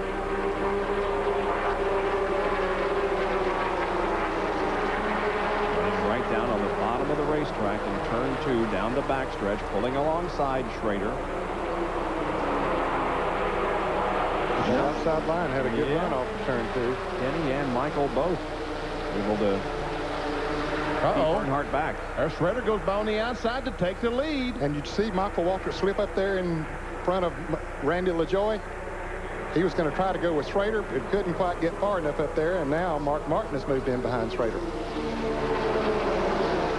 Jerry, what's the situation with that rearview mirror we heard about? Well, you guys are exactly right. I spoke with Danny Marshburn, who's the crew chief for Ernie Irvin's Busch Grand National car. Ernie looked up, said the mirror just snapped off and fell down in the car. Now, he cannot see it all behind him, so now he really has to rely on his spotter. His spotter basically has to be his eyes or his rearview mirror. And Ernie Irvin's spotter is Vic Irvin, his dad. As we are here in the just past approaching the halfway point here at Daytona International Speedway. 120 laps comprise the Goodys 300. Back with more after this.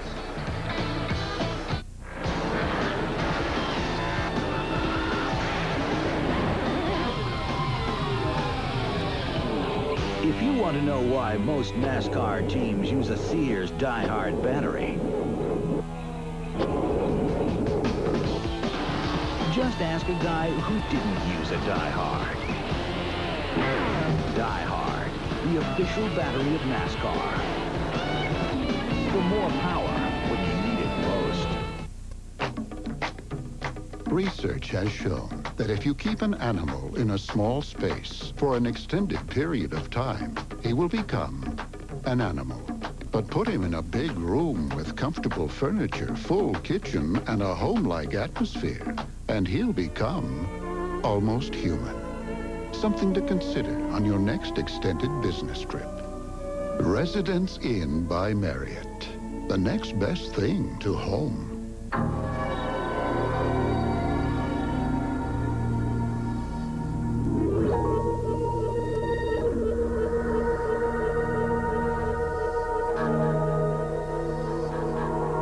You can compare the new Suzuki RF to a lot of things.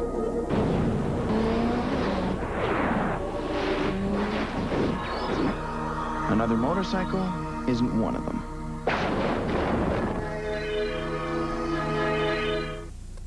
Back at Daytona, the battle continues up front. Just some tremendous racing here in the Goodys 300. Ken Schrader continues to lead, and Harry Gant is in the pits. Yep. In fact, he is going behind the wall and calling it a day, it appears, at least for the moment. Harry Gant.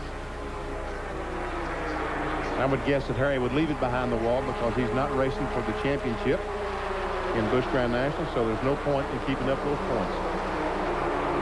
Three wide racing down the backstretch once again. Terry Labonte on the inside, going around Earnhardt, and it was Morgan Shepherd to the outside. Now Earnhardt has fallen from the lead back to the 7th spot.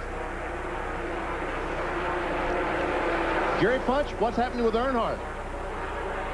Spoke with Tony Uri a minute ago, the crew chief here on Dale's Busch Grand National car, and Dale had radioed and said that the car was very loose. We got to be real careful we don't pinch the car on the bottom of the racetrack. That's what Dale said. But then the next lap by, Dale goes down on the bottom of the track in turns 3 and 4 and takes the lead, and now tries to work his car down on the bottom of the racetrack. So Dale says it's loose, but apparently he's living with it right now until they get their next pit stop somewhere around lap 80. And we are in lap 63 right now, so we are just past the halfway mark. There is Kirk Shelmerdine in car number 19.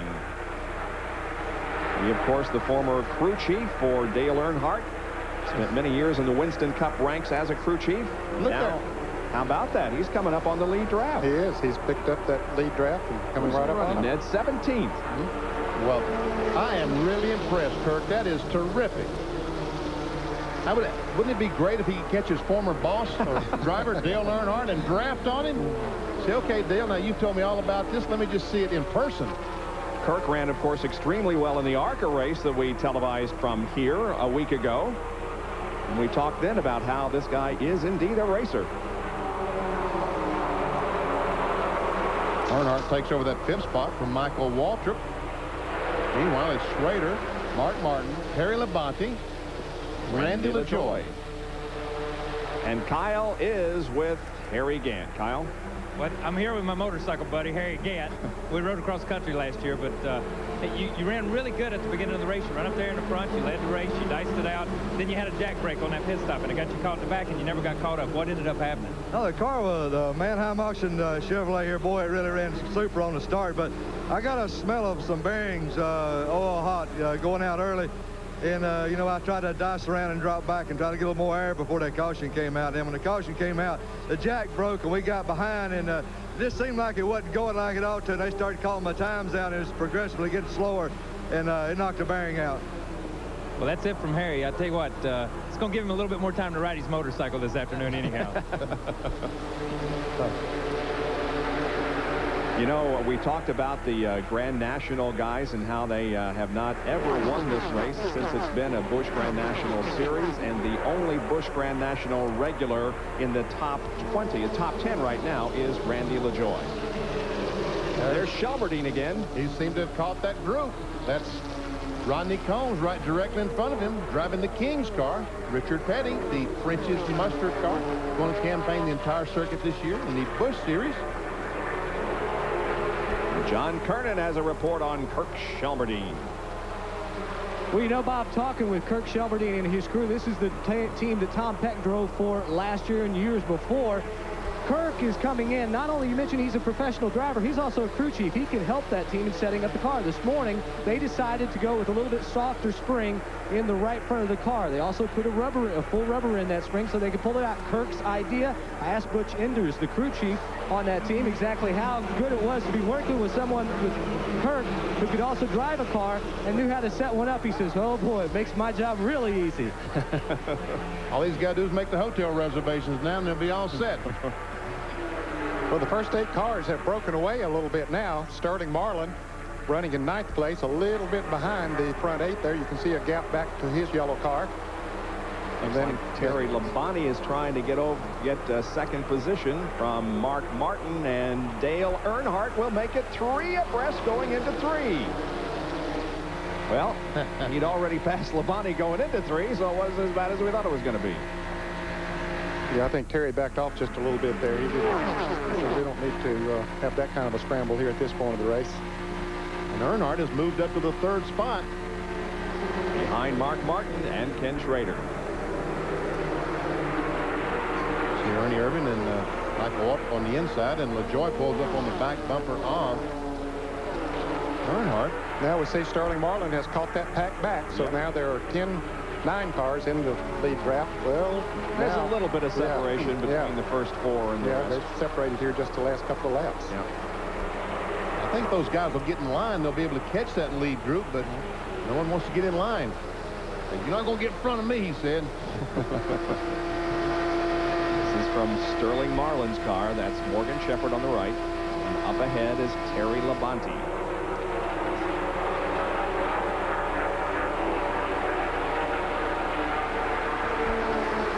Jerry Punch has a comment on those running up toward the front, Jerry. Well, Bob, if you look at the front 3 cars, remember Dale Earnhardt changed 4 tires on that caution flag pit stop on lap 29. We mentioned Kenny Schrader changed 2 right side tires and fixed the radio. What we didn't tell you was that Mark Martin did not change a tire at all. Steve Mills said, hey, these Goodyears are running so well, we're going to stay out there. And right now, next time by, lap 70, they will have run 175 miles on the same set of tires here at speed. They're going to make a pit stop around lap 80, and they will put only 2 right side tires on. So they're going to make it all the way 300 miles, they hope, on left side tires. Jack Roush is running like he doesn't have any money. Well, that's quite a tribute to the Goodyear tires. They're completing now 40 laps since a pit stop. Folks, I was just being funny about Jack Roush not having any money. Certainly he does have money to buy the cars, but if it doesn't need them, there's no point putting them on. That's right. All right, let's take a look at our AutoZone race recap here as we have completed half distance. We have had Ken Schrader leading lap number 65. The lead changes have amounted to 11. There are 20 cars on the lead lap, and we've had 2 caution periods, bringing the average speed of the event down at this moment to 143.215. Those that have led a lap include the pole sitter Michael Waltrip, Martin, of course, Earnhardt, Elliott, Gant, Schrader, Marlin. Out of race, many of these because of the multi-car accident down between turns 1 and 2. Mike Stefanik, Chad Chapman, Jim Bound, Doug Heverin, and Mike Garvey. All of those guys, plus Roy Payne. David Green, Phil Parsons, Ricky Craven, Joe Nemechek also out of competition. And it is still Ken Schrader leading Mark Martin here in the Goodys 300 at Daytona International Speedway. Dale Earnhardt is 3rd, followed by LaJoie and Irvin.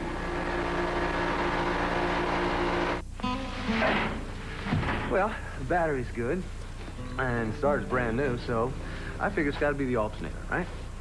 I go into the AutoZone, get a new one. Well, this guy says, well, let's check the old one first. No sense buying something you may not need. Well, turns out it's a voltage regulator. I tell you, I could have spent a lot of time swapping out parts till I got it right. But with AutoZone, piece of cake.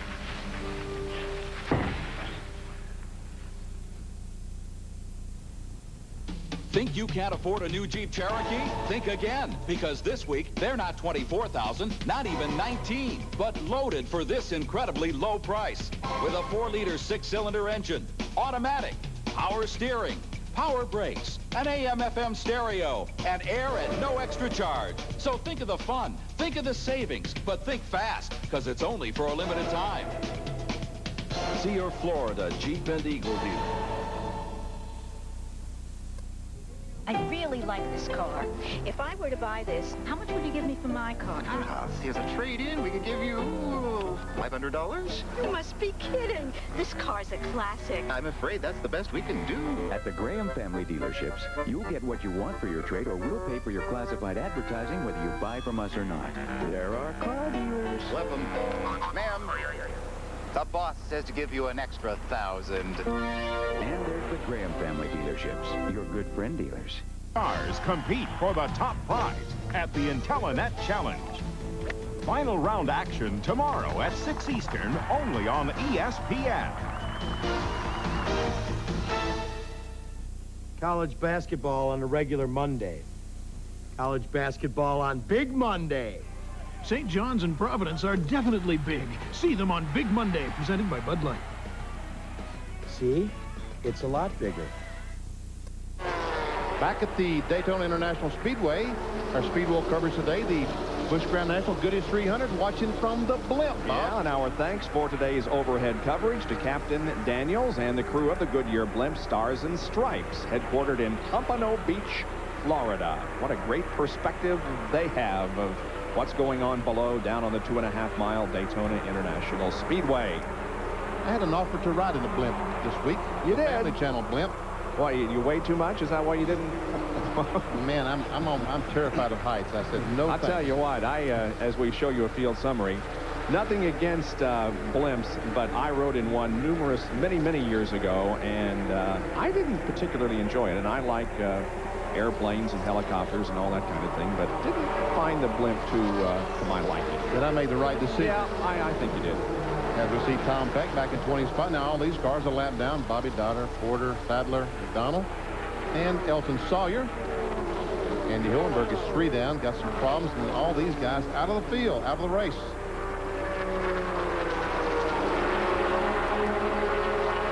Some of these drivers here, Benson and Fedewa and McLaughlin and Setzer, were all involved in that crash, but have been able to get back out on the track and at least complete a few more laps. Here comes Mark Martin, takes a look. And so did Earnhardt, but Schrader came down, closed the door, and Mark looked like he had to get on the brakes a little bit the way the car wiggled. Now there are 11 cars in the lead draft. The 12th place car, Kenny Wallace, is back about 100 feet or so. And you see the 11 cars that Ned Jarrett was talking about. 4th car is Ernie Irvin. 5th car is Michael Waltrip. The car number 9 of Mike Wallace coming into the pits. Maybe this is a scheduled pit stop. Green flag pit stop for Mike, who was running in the 16th position. Looking out of Mark Martin's rear window at Dale Earnhardt. The last time the drivers were in for pit stops was on lap 30. Here's Jerry Punch down at Mike's pit. Unscheduled stop for Mike Wallace. They changed right side tires, and the car now is down pit road. The good thing about Mike Wallace's stop, even though he had a tire going down, if he had a flat on the right side, is that everyone will have to make one more stop, and Wallace can make it all the way. The problem is he's going to lose a lap as the leaders come by. Yeah, he got out in front of the leaders, but their speed is much higher than his, and they will go by as he comes off turn 2. There he is down on the inside, and there goes Schrader by on the outside. With the restrictor plate, it takes quite a while to get these cars up to speed, and so he does lose a lap, although he did get out in front of the leaders off of pit road. Look at there. Earnhardt is about a bus length or a truck length behind Mark Martin. Bit of a 2-car breakaway at the moment between Schrader and Martin, but Earnhardt isn't very far behind. There's Ernie Irvin and Michael Waltrip. Then LaJoie. We'll continue with our coverage of the Goodys 300 Busch Grand National race after these messages.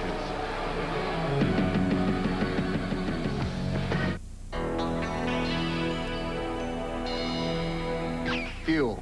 It's got to be the best, especially when you fire up. It's got to provide efficient turnover. It's got to be lean and have some rare qualities. A WD brand steak from Winn-Dixie. It'll definitely get your motor racing. Oh, the car? It takes high test.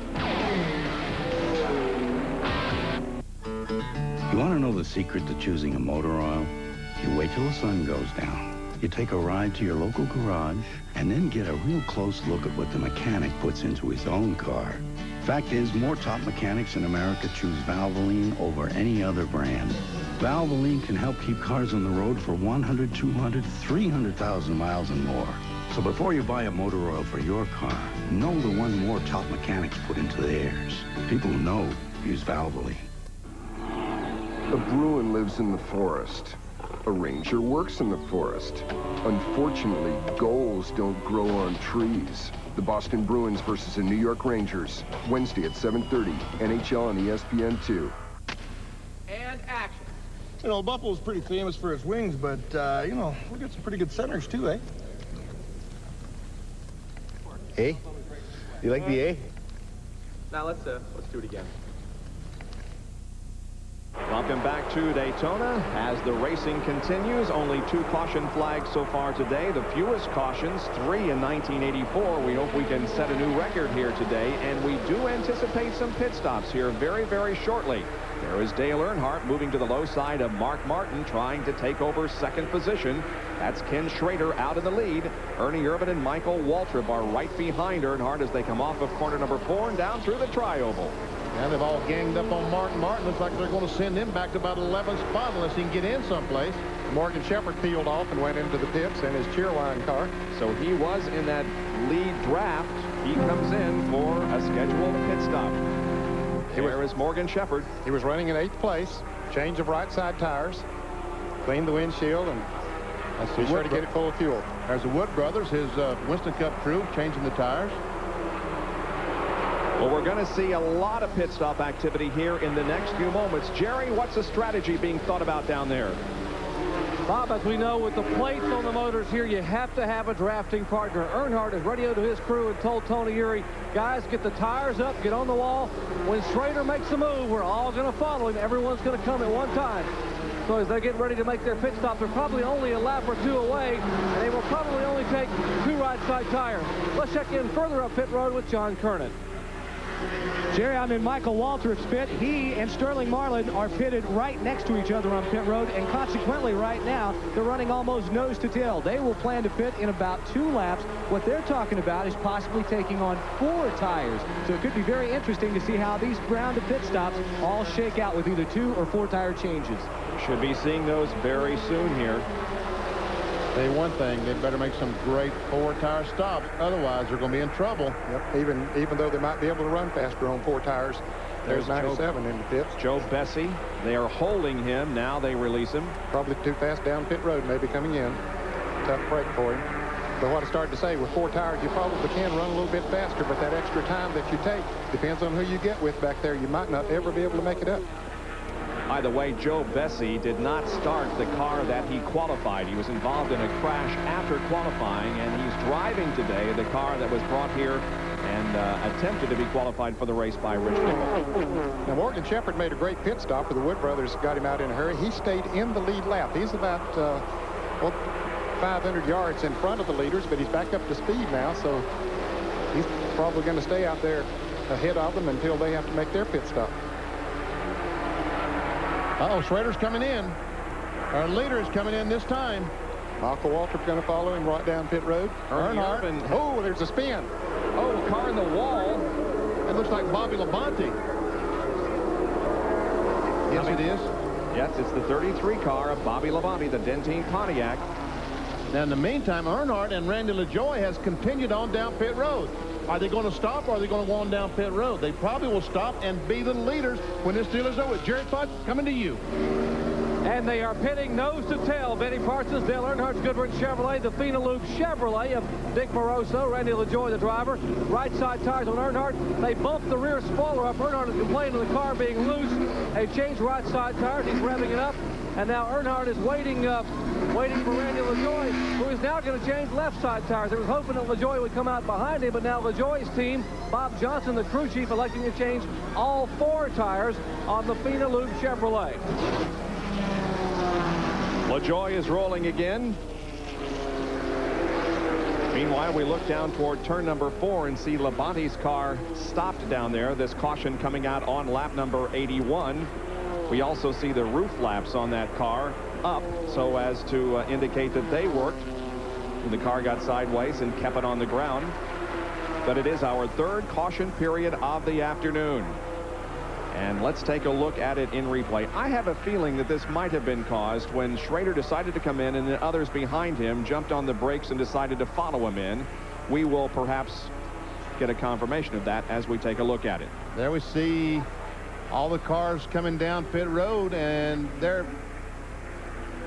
he's already backwards, so we really don't know what happened. But you're probably right, Bob. Probably they started slowing down because those cars slowed down on the inside. See those flaps? They worked. When he got backwards, the flaps come up, scrub that speed off, and probably somebody tapped him in the rear. Yep. And those cables I was talking about earlier kept the flaps from flopping on over. They just stand up at 90 degrees. Yep. Great innovation on the part of NASCAR. So we're under caution because of the crash down in turn number 4. We'll be right back. Honey, would you get me a towel? Honey! Out of paper towels? To a robber, there's something even more repelling you can hang on your wall.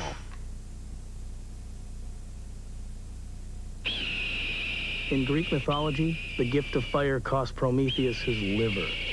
All we're asking is $8.88. True value. Help is just around the corner. Yo, Polaroid asked me Sinbad needs supermodels to demonstrate the sleek new Captiva camera.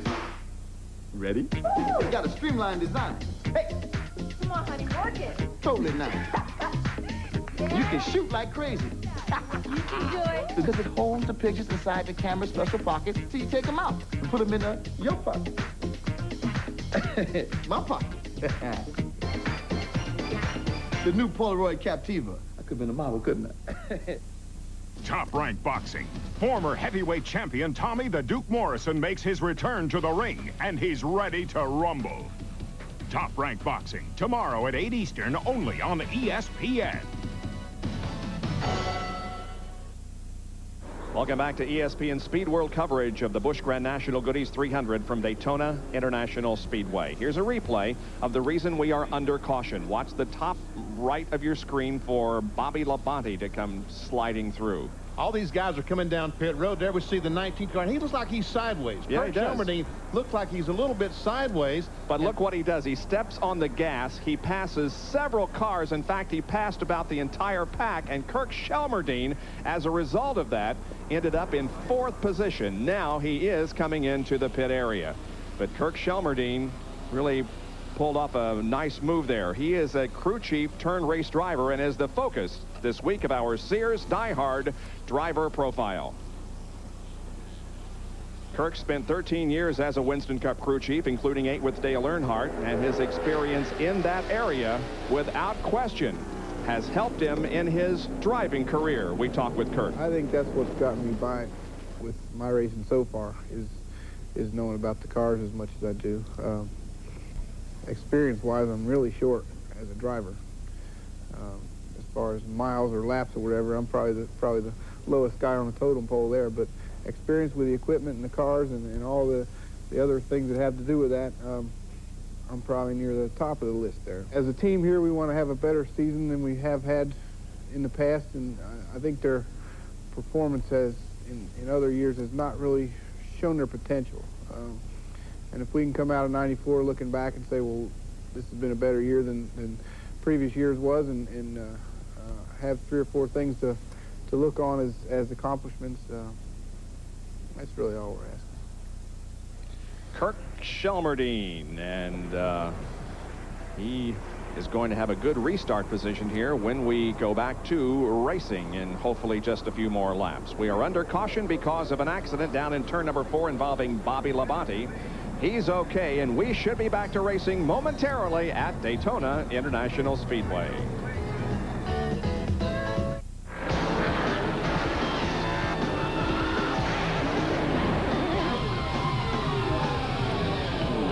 If you want to know why most NASCAR teams use a Sears Die Hard battery,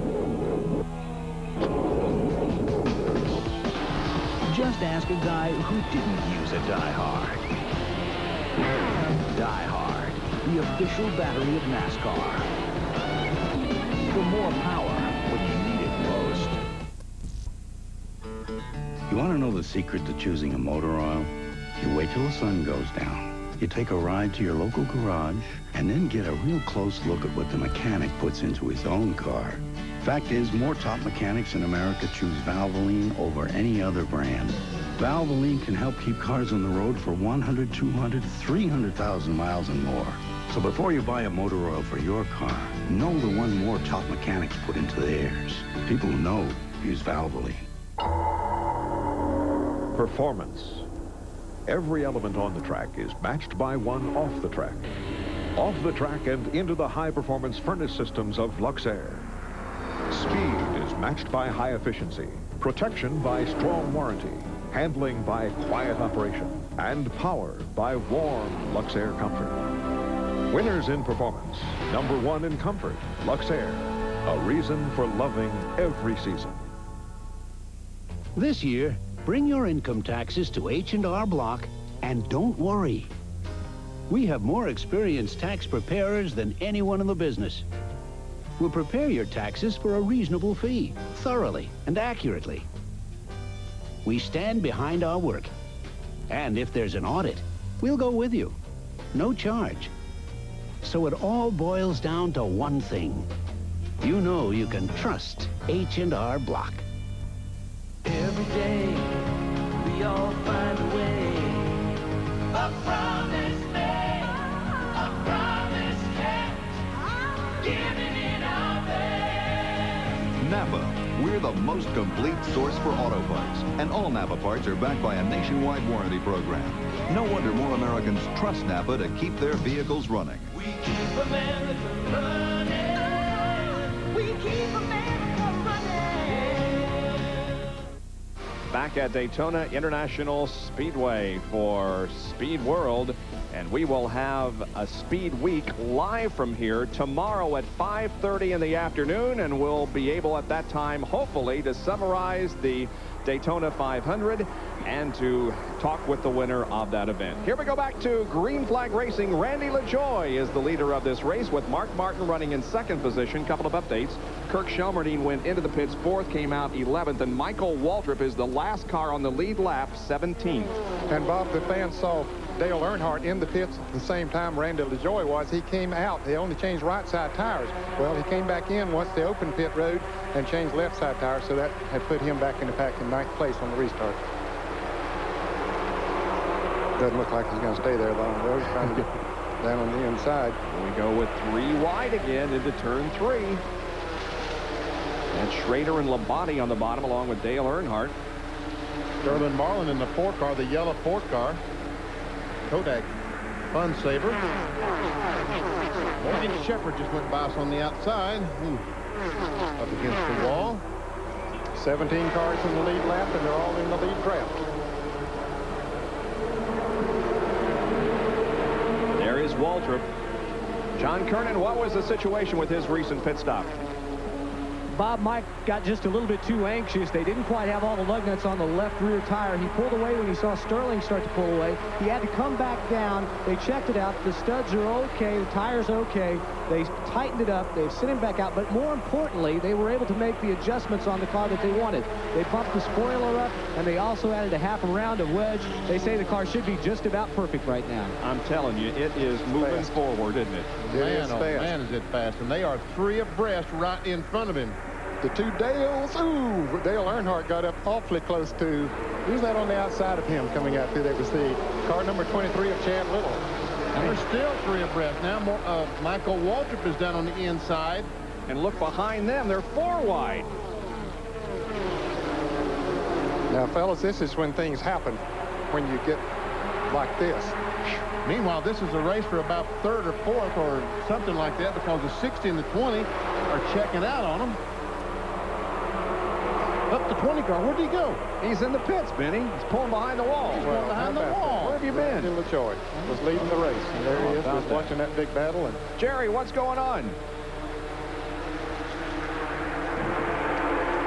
Bob, last time by, The car number 20 apparently had a bit of a miss and a sputter, and it came around, and the thing just let go. A tough break for Dick Moroso in the Bob Rinaldi engine at Penelope Chevrolet.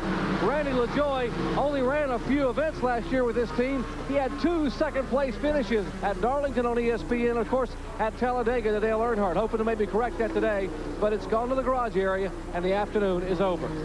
How about that? Here is a replay of what happened. There he just pulled out of line at the end of the backstretch. And the caution flag is out. Is this rain? I think it's rain, yeah. Okay. There's a little bit of shower, and it looks like it's confined over to the second turn area. But it is raining, and John Kernan is with Randy LaJoie. Man, I tell you what, Randy, you just pulled behind the wall. You were up front. What exactly happened? I tell you what, we struggled all day long. Got to the back, got back to the front, got to the back, come back to the front. This Fino Lube Moroso car was just running well. Got the lead, and I thought we were good for the rest of the race. Something happened to the motor. Very seldom happens to this Moroso engines, but something did happen to it. Well, the way you ran today, you got to feel pretty good about the ride you are going to have for this team. I tell you what, you know, I like to thank all our associate sponsors. We got Kool-Aid, we got Northern Crystal Water, Bluebird Fruit Juices, Bowling Honda Meat Snacks. I tell you what, without them, this program couldn't be possible. And Fina and Moroso, I tell you, we're going to be strong all year. That's Randy LaJoie. That's probably a promise. Remember, it's that great race he gave us last year at Darlington. He certainly should be one of the top Busch cars out there this year whenever he's running. He had a beverage for every meal, didn't he? He was the 85 Busch North champion, and he was originally from Norwalk, Connecticut, and is now making his home down in the southeast in Kannapolis, North Carolina. Okay, I don't see any rain on the camera right now. Well, there are a few drops. The problem is over in turn number 2. Oh, this is the shot from the blimp, and you can see that they're raining up there. Yeah. Definitely raining up there. That's another reason I don't want to ride in the blimp. See, it's dry here and it's raining up. Now you can see as he goes onto the backstretch, he's encountering rain. No, he's going into turn 1 there. Oh, okay. Yeah. All right. Yeah, right. One of those passing showers. We've had these come up the past week, yeah, and interrupt things for a while, but they never last very long, and the track dries quickly. We'll show you a field summary, and you can have some time here to ascertain how your particular driver is doing in this event. Bill Elliott was up front at one time. He's now back to 10th position. By the way, we would like to say hi to Casey Elliott, who just celebrated his 20th birthday on the 13th of this month, last Sunday. As many of you know, Casey's in a battle with cancer, and he had surgery recently, and we understand that everything went very well. And Casey, we hope to see you back at the racetrack very, very soon. And a hello to Robert G., former Busch Grand National owner, who is in the Raleigh Rehabilitation Hospital after suffering a stroke. Robert, our best wishes are with you. Now look at that blue sky. Let's go race down where that blue sky is. Out over the ocean, which is that direction. It's all clear. See, now it stopped raining. Going in the third corner, it stopped raining. Amazing how it can rain in half this racetrack and not at the other half. All right, we are under a caution because of rain here at Daytona. You're watching coverage of the Goodys 300 Busch Grand National Race. We could tell you that we've been in business for over 60 years, but is that what you really want to hear? I don't think so. You want to know that you get the best deal possible. Cox sells more cars and trucks than almost anyone in the Southeast. Why? Because we work with the customer. If you're about to make an investment, you want to know you're getting a great deal. At Cox, we'll work with you, making sure you're satisfied. Now that's what you want to hear, because that's what it takes to sell cars, and that's what we do better than anyone else. Cox Chevy and Cox Geo. Come experience the Cox advantage. Want to get in on the action? Or maybe you just feel lucky.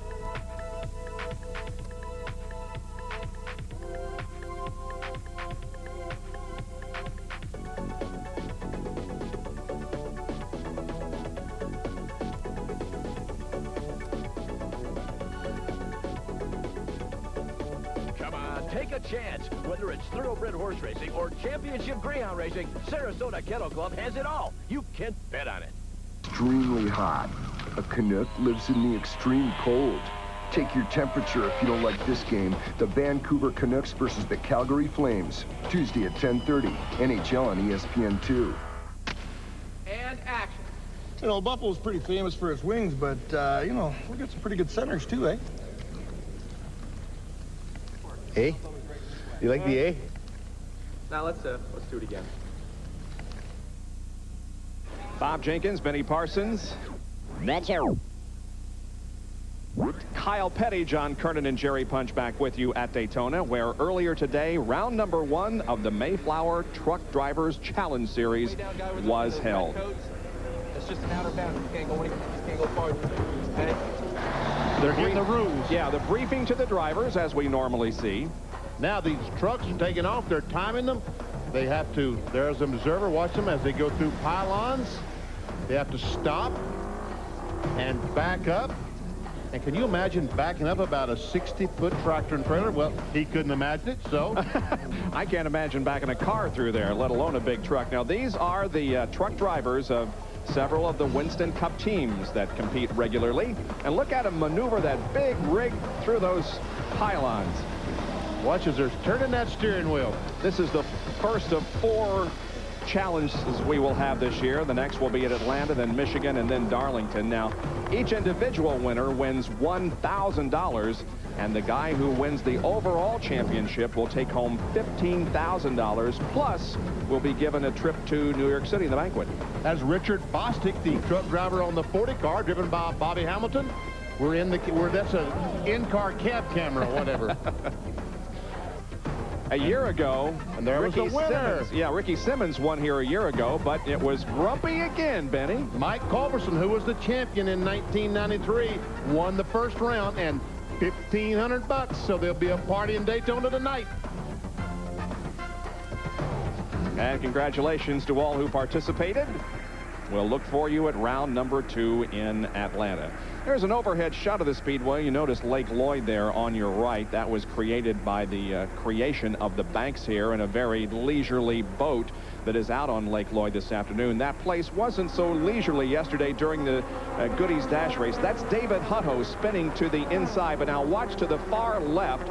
David Stacy's car slides all the way to the dirt embankment separating the infield from Lake Lloyd, and Stacy goes plop into Lake Lloyd. That has not happened since Bay Darnell did it in 1964, and only the 3rd driver in history to do it. It landed wheels down. You can see the safety worker there making sure he doesn't get his feet wet. But when Dave Stacy climbed out of the car, hey, he doesn't care about getting his feet wet. Just get me out of here. We're glad to report that Dave was not injured whatsoever. He was checked over at the Infield Medical Center and released. But what a ride for David, huh? Ned, is it true that Tom Pistone used to wear a life vest when he drove here at Daytona on this racetrack? Seems like he did. Was Tommy Irwin the other driver that had gone in there? I think he was the first, 1960, yeah, and then Bay Darnell in 64. And we also might tell you that Mike Garvey, who crashed here earlier today, we've checked on him, and he is okay, and in fact is already on his way home. So we're getting set after this brief shower to resume our racing here in the Goodys 300. We'll be back for that in a moment. Why use Valvoline motor oil? It's the #1 choice of Indy 500 chief mechanics, Daytona 500 chief mechanics, NHRA mechanics, and Baja 1000 mechanics. For use in their race cars and in their own cars. Any more questions? People who know use Valvoline.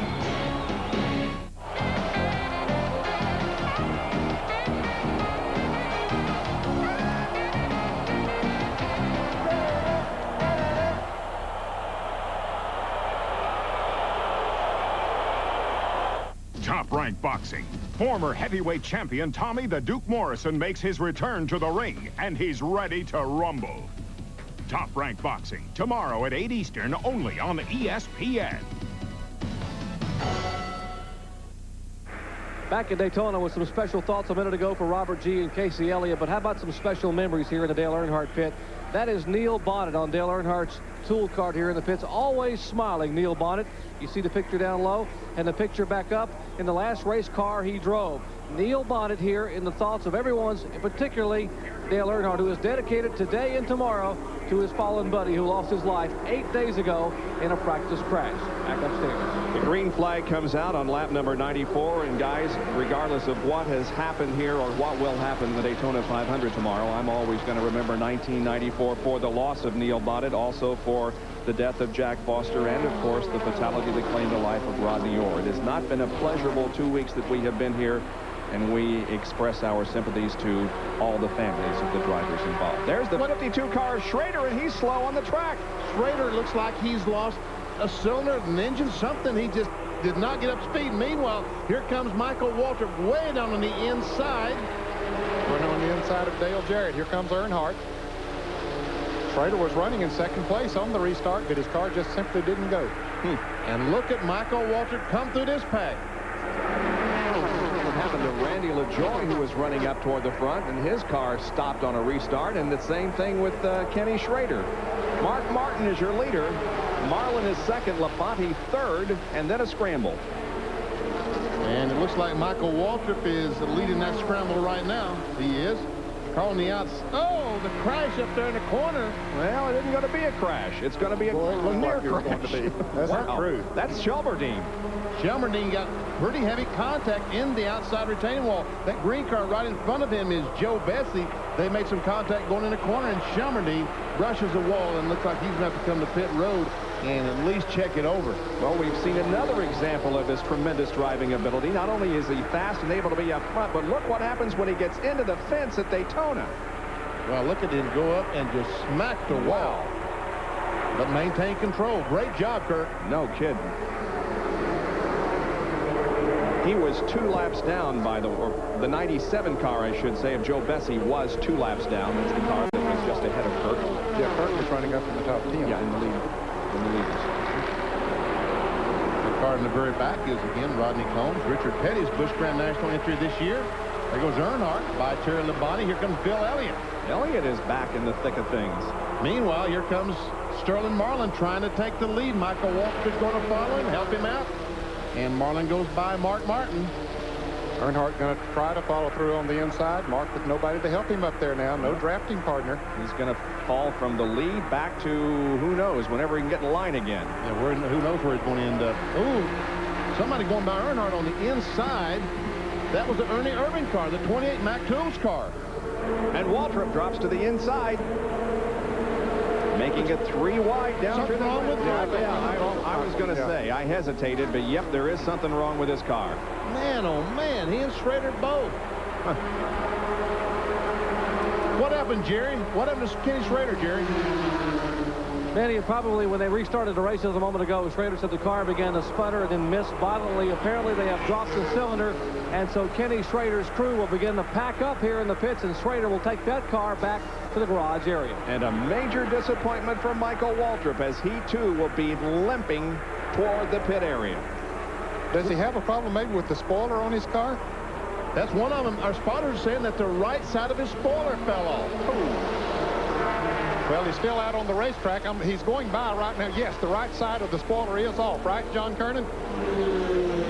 That's exactly right. At first, Michael felt it when it came off. He thought he had a tire that had gone flat. But then the spotter saw that the right side of the spoiler had come off of the race car. And it's sitting on the racetrack right now. You can see where it has come off. What a disappointing day for this team. They're now sitting in there trying to figure out how to get the problem fixed. But I'm telling you what, can you imagine, what is it like to drive that race car out there with half a spoiler? Yeah. Well, I don't know how he didn't spin out, because the rear window came out of my car one time and I spun down through there. I don't know. By the way, that spoiler is on the apron of the racetrack, is out of the groove down. And there, NASCAR is going to black flag Michael and make him go in and put that spoiler on. There, the black flag is being displayed as Michael goes by. Oh, what a tough break. He had an awfully good race car. But up front, the battle continues, and it is a great battle. Sterling Marlin leading. We'll be right back. Splitfire earned a United States patent. Splitfire doesn't look like any other spark plug. And the patented Splitfire doesn't work like any other spark plug. 5 extra horsepower by merely installing these plugs. Quicker in the quarter mile. A 4.8% gain in mileage. There's nothing like a Splitfire. You'll get more power and more mileage, or your money back. Get the guaranteed Splitfire advantage at leading automotive stores from coast to coast. How to identify the mountain man. Should be easy. I mean, doesn't a mountain man only live in really cold climates? Always go to bed when the sun sets? Wear a cowboy hat at all times? Actually, the easiest way to identify a mountain man is by his beer. Smooth bush beer, or easy drinking Bush Light, the two cool beers of the mountain man. So, be a mountain man. All you gotta do is head for the mountains. College basketball on a regular Monday. College basketball on Big Monday. St. John's and Providence are definitely big. See them on Big Monday, presented by Bud Light. See? It's a lot bigger. Back at Daytona International Speedway, Ernie Irvan now leading this event. Mark Martin running second, followed by Bill Elliott and Dale Earnhardt. Those four broken away just a little bit from the rest of the pack. Terry Labonte running back in fifth position, leading the second group. Then comes Dale Jarrett and Sterling Marlin. All Winston Cup drivers up front. Bill Elliott has had an up and down day. He's back up to third position, but he was as far as 12th back on lap 78, then moved to 6th, fell back to 10th, stayed there for a few laps, but now is in third spot. Michael Waltrip is in. Here's Kyle. Yeah, this thing seems to be, it's not come unbolted from the deck lid. It's broken. It's actually broken where they welded the thing together. Michael's complained about his car being pushy. He's complained about his car being loose. They beat on the spoiler. That's one of the major adjustments on these Pontiacs, and I well know that, to get the car tighter or to loosen the car up. And evidently they've just adjusted it so much it's broken the weld. So, you know, I cannot believe that he hung on to the car in the middle of a pack, much less drove it around there by himself. I mean, I wouldn't want to be out there like that, Bob. Man, oh man, that was scary. And we see he's turned the engine off, and they're talking to him. He's only one lap down, I think, right now. Meanwhile, the leader's on the back straightaway, and it looks like they have the rear spoiler changed, so he might get back on the racetrack. Only one lap down. We'll see. Ernie Irvan leading Mark Martin.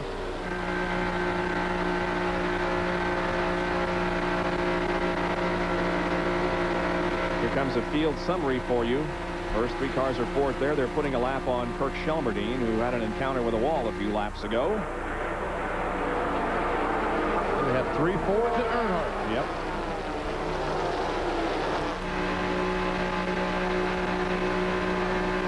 This is from inside Mark Martin's car. Not long ago, we had 18 cars in the lead lap. Now we're down to 13. 19 laps to go. And those 4 cars have broken away from the second pack. Second pack being led by Terry Labonte, Dale Jarrett, Sterling Marlin, and the car number 23 of Chad Little. They're in the 4-car pack themselves. When we started this race, there were 3 times as many Chevys as Fords. 30 Chevys started, 10 Ford started, but up front we have Ford, Ford, Ford, and then Chevy. Here's Kyle once again, who's with Michael.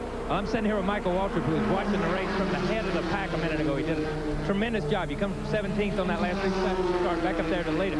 I can't believe that you drove the thing without the spoiler on it. I mean, I got to give you that one. I was going to give you a little flack here, but I tell you what, the car you had today was absolutely incredible. I know this is going to be one of those things you think about. I cried for 2 weeks after Daytona last year, but man, I hate to see it happen. It just sucks to sit here and watch, you know, watch them without being out there, because I called them on the radio. I said, if we don't win this race, it's my fault, because we got the best car. And going into one of all places, the spoiler blew off and it turned sideways. And I thought maybe I had a tire go down, and wanted to feel it for 3 and 4, and I knew something was wrong. It's just a disappointment. And then when the spoiler flew off and I was getting ready to come to pits, I think it broke a valve or something. So I tell you what, a disappointment for Michael Waltrip, but I can tell you what, the way they ran today, they'll be back, man. And the streak continues. This race has never been won from the pole position. Michael was our pole sitter. Yep. I know Pat Ryder has to be terribly disappointed. That's Michael's car owner's wife. She's sick up in Charlotte watching this race and was hoping for a get-well present. Pat, it didn't happen today, and I'm sorry. Watching from Mark Martin's perspective, up ahead is Ernie Irvan, the leader of the Goodys 300. coming off of the fourth turn and in the tri-oval. Hey, guys, I tell you what, looks like Earnhardt might be in just a little bit of trouble because these three Fords pulling away from Earnhardt just a little bit. And we have three groups of cars running together. There's pack number 2 being led by Labonte, and then back to the third group of cars, and I believe that's Morgan Shepherd, isn't it? It certainly is. He and Kenny Wallace leading that pack. And there's Kurt Shelmerdine. He's been in the pits, checked his car out. And also Hermie Sadler in the 25 car. Virginia is for Lover's sponsored car. Hermie is 14th. He's being shown as 1 lap down.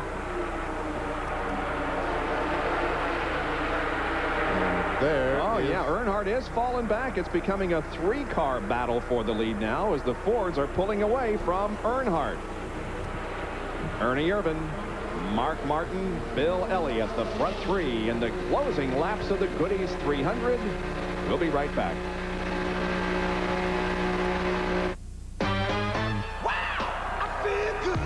When 280 seemed out of reach, it's Joe Amato and Autolite who punch it.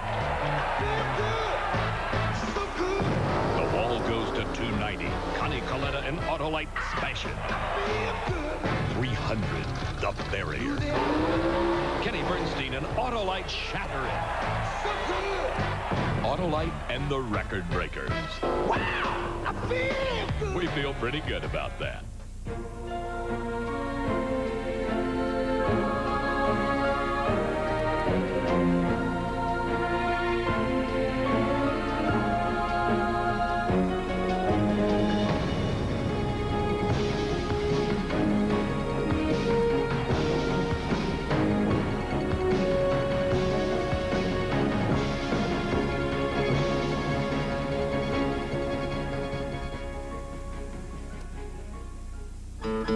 You want to know the secret to choosing a motor oil? You wait till the sun goes down. You take a ride to your local garage and then get a real close look at what the mechanic puts into his own car. Fact is, more top mechanics in America choose Valvoline over any other brand. Valvoline can help keep cars on the road for 100, 200, 300,000 miles and more. So before you buy a motor oil for your car, know the one more top mechanics put into theirs. People who know use Valvoline. Just about 15 laps now from the conclusion of the Goodys 300. It is still Ernie Irvan leading this race, followed by Martin and Elliott. And meanwhile, Earnhardt's trying his best to hang on, but it looks like he's losing, Ned. Yeah, he's losing, and in fact, the pack behind him is catching him. So the chance of him winning 5 consecutive Goodys 300 races is lessening at the moment, but hey, I don't count him out. Whatever you do. No, not yet.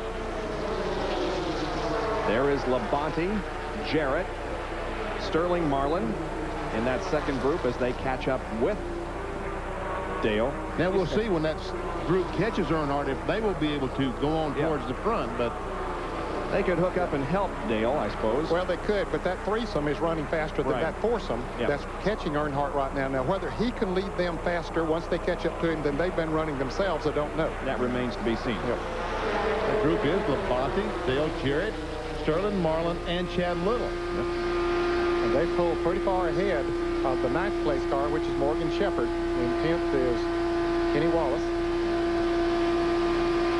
Watching from Sterling Marlin's car, and now from Mark Martin's. That's the leader right direct in front of Mark Martin, the Mac Tools Ford. Ernie Irvan. They've called Earnhardt. They're going to pass him. Yep. Terry Labonte is at least. Here they come. Yep, Labonte is to the inside of him. Now Dale Jarrett goes down there. They are passing Dale Earnhardt. Yep. Dale Jarrett was not able to get by. Didn't quite clear him. See which way Sterling Marlin's going to go, as he's going to follow Jarrett, it looks like, to try to push him on by, because they knew they caught Earnhardt, so they figure they're faster than he is. And meanwhile, Chad Little in the Bayer car pulls up and gets behind Earnhardt, gives him a little shot. Still they're side by side. Now that just allows that other group up front to pull farther away. You can bet that Dale Earnhardt at the moment is thinking about how he can win this race. On the other hand, he's thinking, well, maybe if I don't win this race, it'll be a good omen, because he has won this race the last 4 years and has failed to win the Daytona 500. So maybe he'll have better luck in the Daytona 500 tomorrow. Here's Chad Little, started 38th, was as high as second on lap number 84. He's currently in 8th position, has not led a lap so far. And while he and Jarrett run side by side, Earnhardt and Terry Labonte are pulling away from them. And they're checking out. They really need to get in line, and Sterling Marlin comes up and helps Dale Jarrett, so maybe those two guys, those three cars can get hooked up and now go to the front. But now Chad and the 4 cars side by side. And that's not good. Oh, Mark Martin blues up. Blues up, yep, he sure did. Oh, man. Blues up. Big puff of smoke right at the finish line, the start-finish line. And Mark takes his Winn-Dixie Ford to the inside of the racetrack, and he will not win the Goodys 300. That's a combination of blue and blown. Blue and blue. So here we're going to see him going about 30 miles an hour down the back straightaway rather than a normal 200 miles an hour. Most of those cars go by. Wow. Here it is again. Watch him come off the 4th corner. Still following right along behind Ernie Irvin. Moved down on the inside of a lap car. And all of a sudden, he just pulls her down to the inside, and you see that little puff of smoke from it.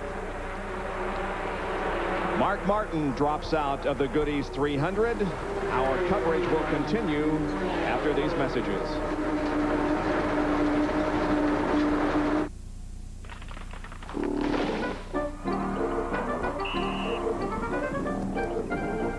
Train heat pumps can really take it. They can also dish it out. Get a quick savings rebate of up to $300 when you buy a Train heat pump system. It's hard to stop a train. In addition to this rebate from Desir Central Air and the Train Company, you can also qualify for rebates of up to $800 from FP&L. Call Desir Central Air for more information.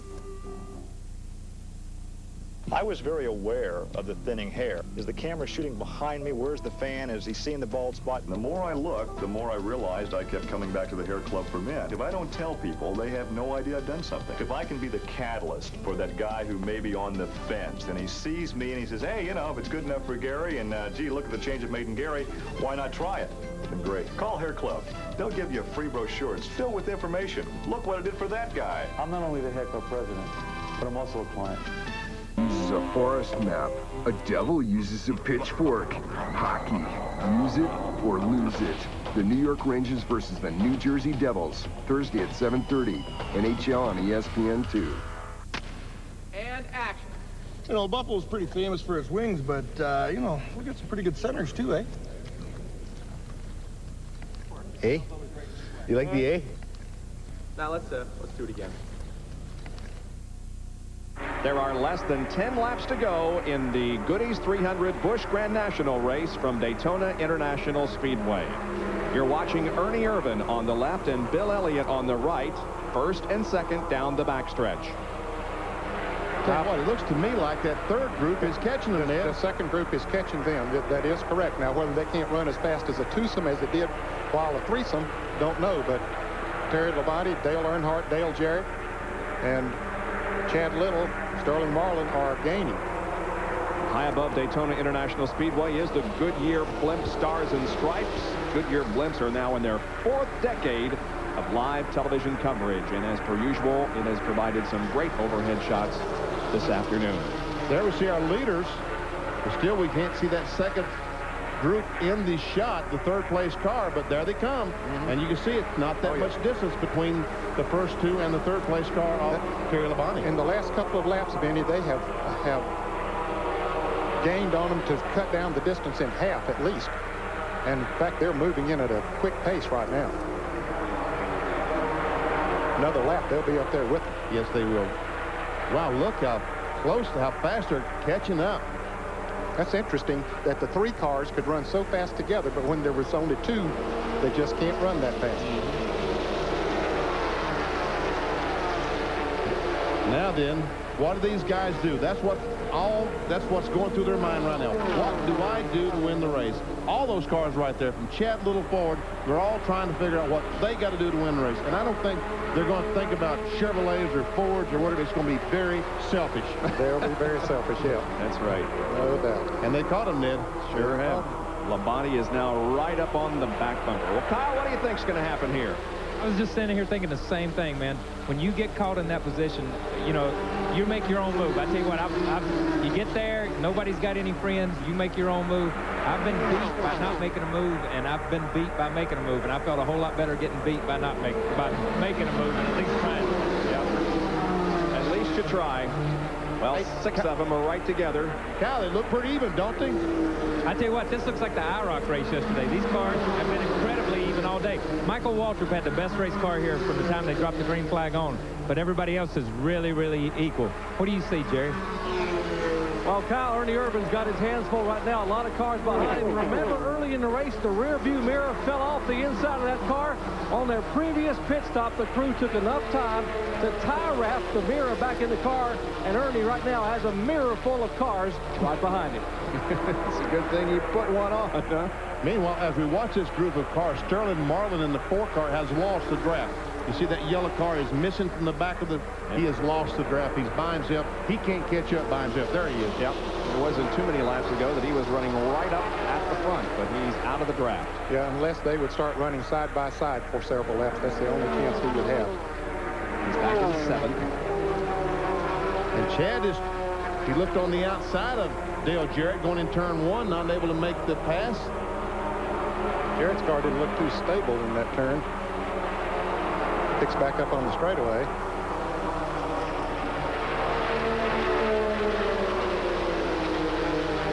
None of these drivers has ever won a Busch Grand National Goodies 300. What do you mean, no? Except Earnhardt. Except Earnhardt. Well, Earnhardt.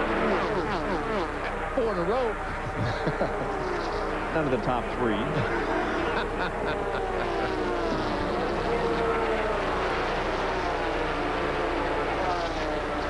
They're all trying to figure out exactly what they can do. And they're probably all trying to figure out how they can beat Earnhardt. Well, they know he'll be a factor. Oh, Bill Elliott is. What's he trying to do? Get a run on Ernie or what? I don't know. Ernie got an awfully good run off of that turn. Is something happening to his car? I think so. Something is happening to Bill Elliott. Elliott's off the pace, and a big puff of smoke from the number 11 Budweiser Ford, and Elliott drops out. Well, here goes Terry Labonte on the high side. He got Earnhardt up there with him. They're trying to move around that lone Ford there now. They got that. The Fords were the class for a while, but then they dropped by the wayside one by one. And Ernie Irvin's got his hands full with Chevrolets. Now Terry Labonte has assumed command of this race with less than 4 laps to go. Of course, Chad Little running the Ford, so Ernie has a little bit of Ford company there, but they're running side by side. That's going to kill them if they aren't careful. Yep. And everyone asked why that NASCAR in 1995 were going to put V8s in the Busch Grand National cars. For that very reason, the 6 cylinders have just not proven to be 500 miles competitive engines. And then some of them have been 300 miles here today. Yeah. And Ernie has fallen all the way to the back of this pack. Can he catch up? Is his car good enough to catch up? I don't know. I don't know. It doesn't look like it right now. 117 laps are completed. It's Labonte, Earnhardt, then Jarrett, and Little. Less than 3 to go. Earnhardt's going for 2 in a row. He won the IROC race yesterday afternoon. That's right. Ernie looks like he might be in a little trouble. Looks like we got 4 cars that are going to go for the win. First time Terry Labonte has ever led the Goodys 300. We've had several first in that category here today.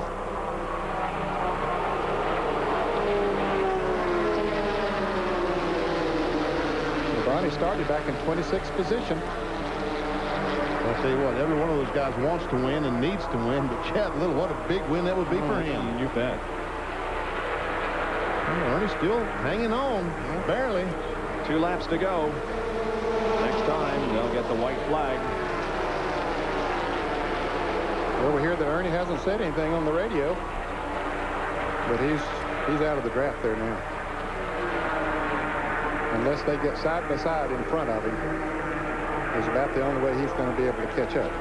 And I've got a prediction that we're going to see some of them get side by side here pretty shortly. It's going to happen here pretty soon.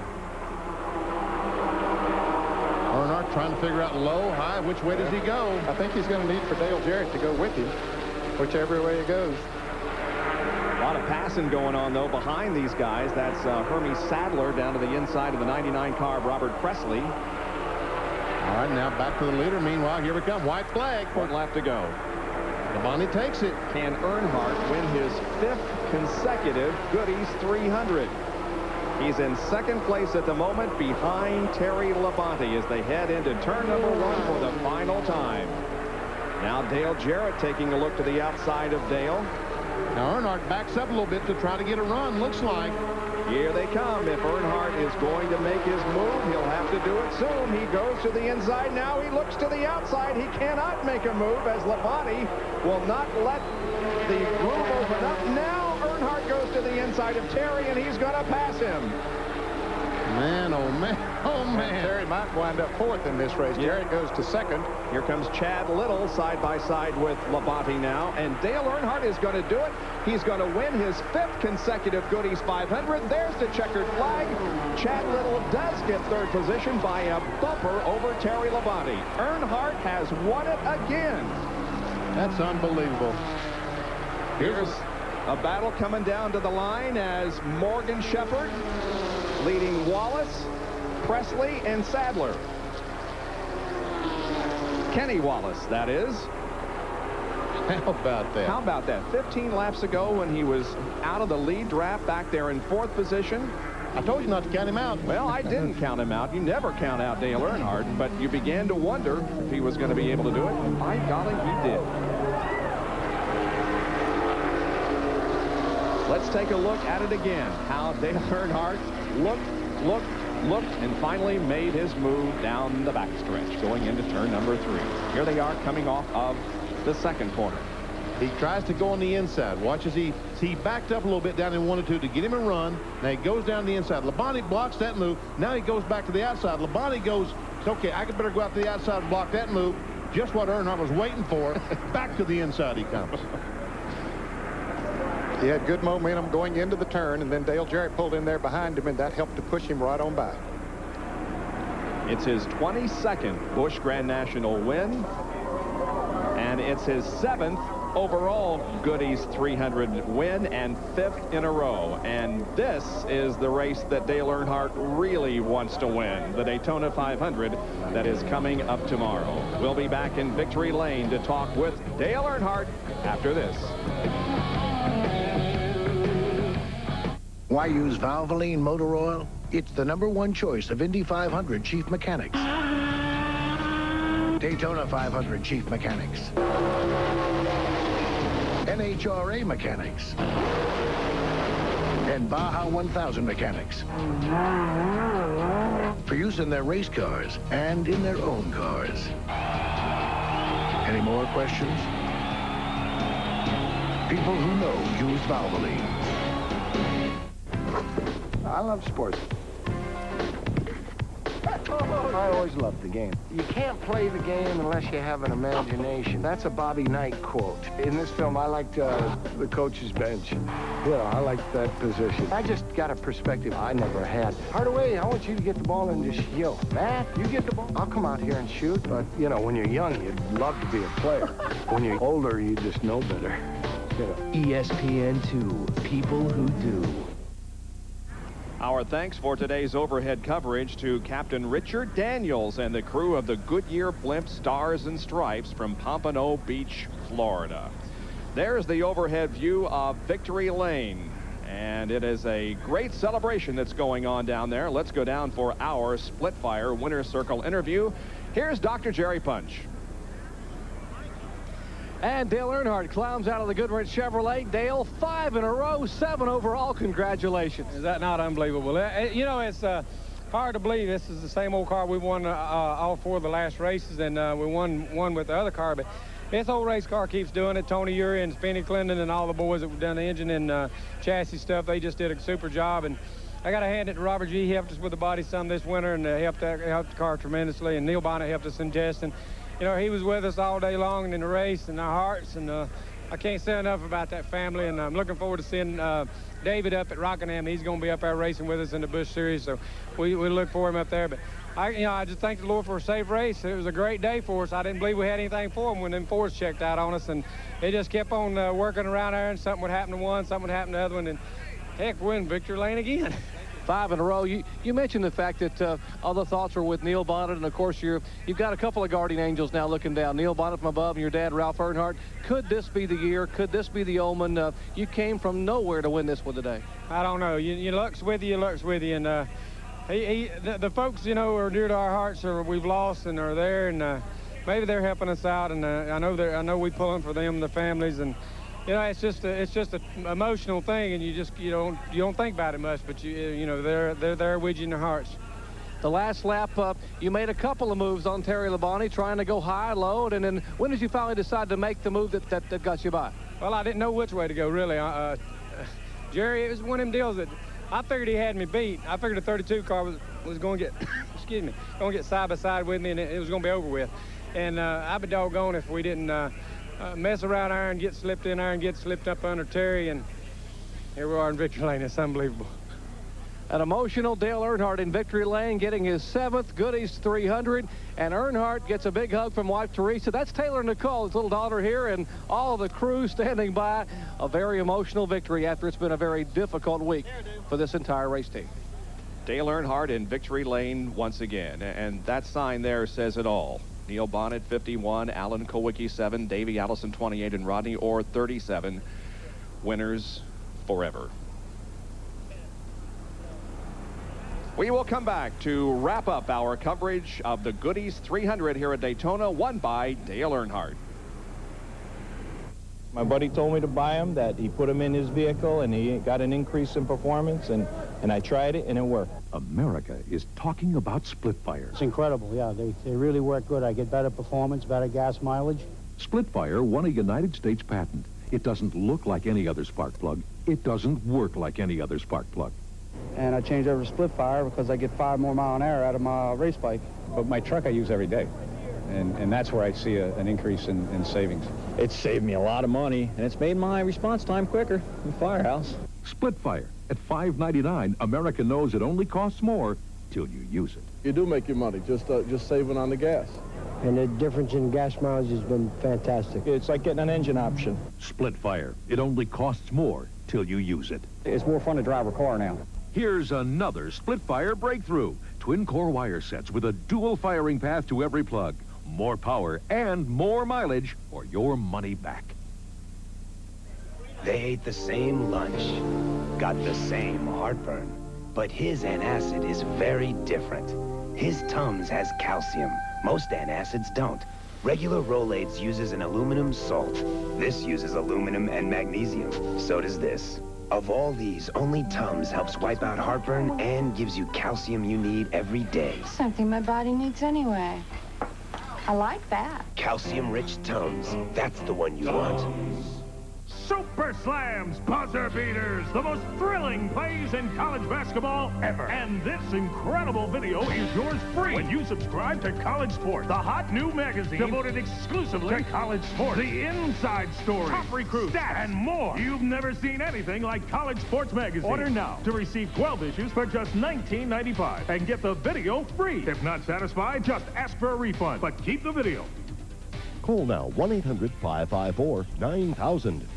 College basketball on a regular Monday. College basketball on Big Monday. St. John's and Providence are definitely big. See them on Big Monday, presented by Bud Light. See? It's a lot bigger. ESPN Speed World being brought to you by Valvoline. People who know use Valvoline. Dale Earnhardt wins the Goodies 300. The highest finishing Busch Grand National regular was in 8th position. Let's go down to pit road. Here's John Kernan. Well, Kenny Wallace in the 8th place finish, car number 8. First ride with the team. You should be pretty happy about that, but you thought you could win this race, didn't you? Well, if you go back and watch the replay, I guess it was about 28, 29 laps to go there. Everybody bottled up on the inside. I shot to the outside up behind, I guess it was a 98 car. Went out there and passed about 5 of them and got freight train down the back straightaway. I could have ripped the steering wheel off, but it was the wrong move and just lost the draft, and me and Morgan were hung out to dry there. But, it was my first time in the TIC Ford, first time driving a Ford, and you know, we're going for this championship. We finished 8th, and that's some good points to go on to Rockingham. Okay, thank you very much. A good finish for Kenny Wallace. Look to him to run up front when they get to the Rock.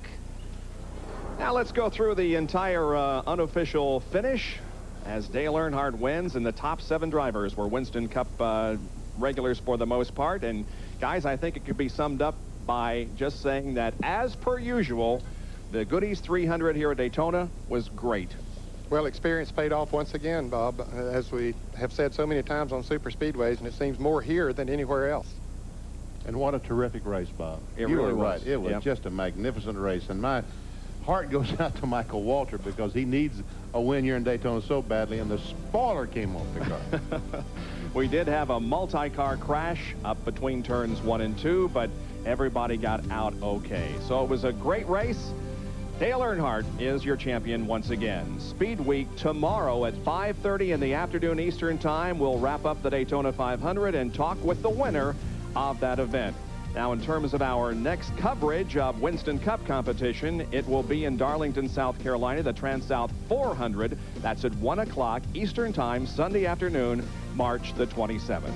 My thanks to Ned Jarrett, Benny Parsons, Jerry Punch, John Kernan, and Kyle Petty, who had a great debut here on ESPN. Congratulations once again to Dale Earnhardt for his victory over Dale Jarrett and Terry Labonte here at Daytona. This is Bob Jenkins. So long, everyone.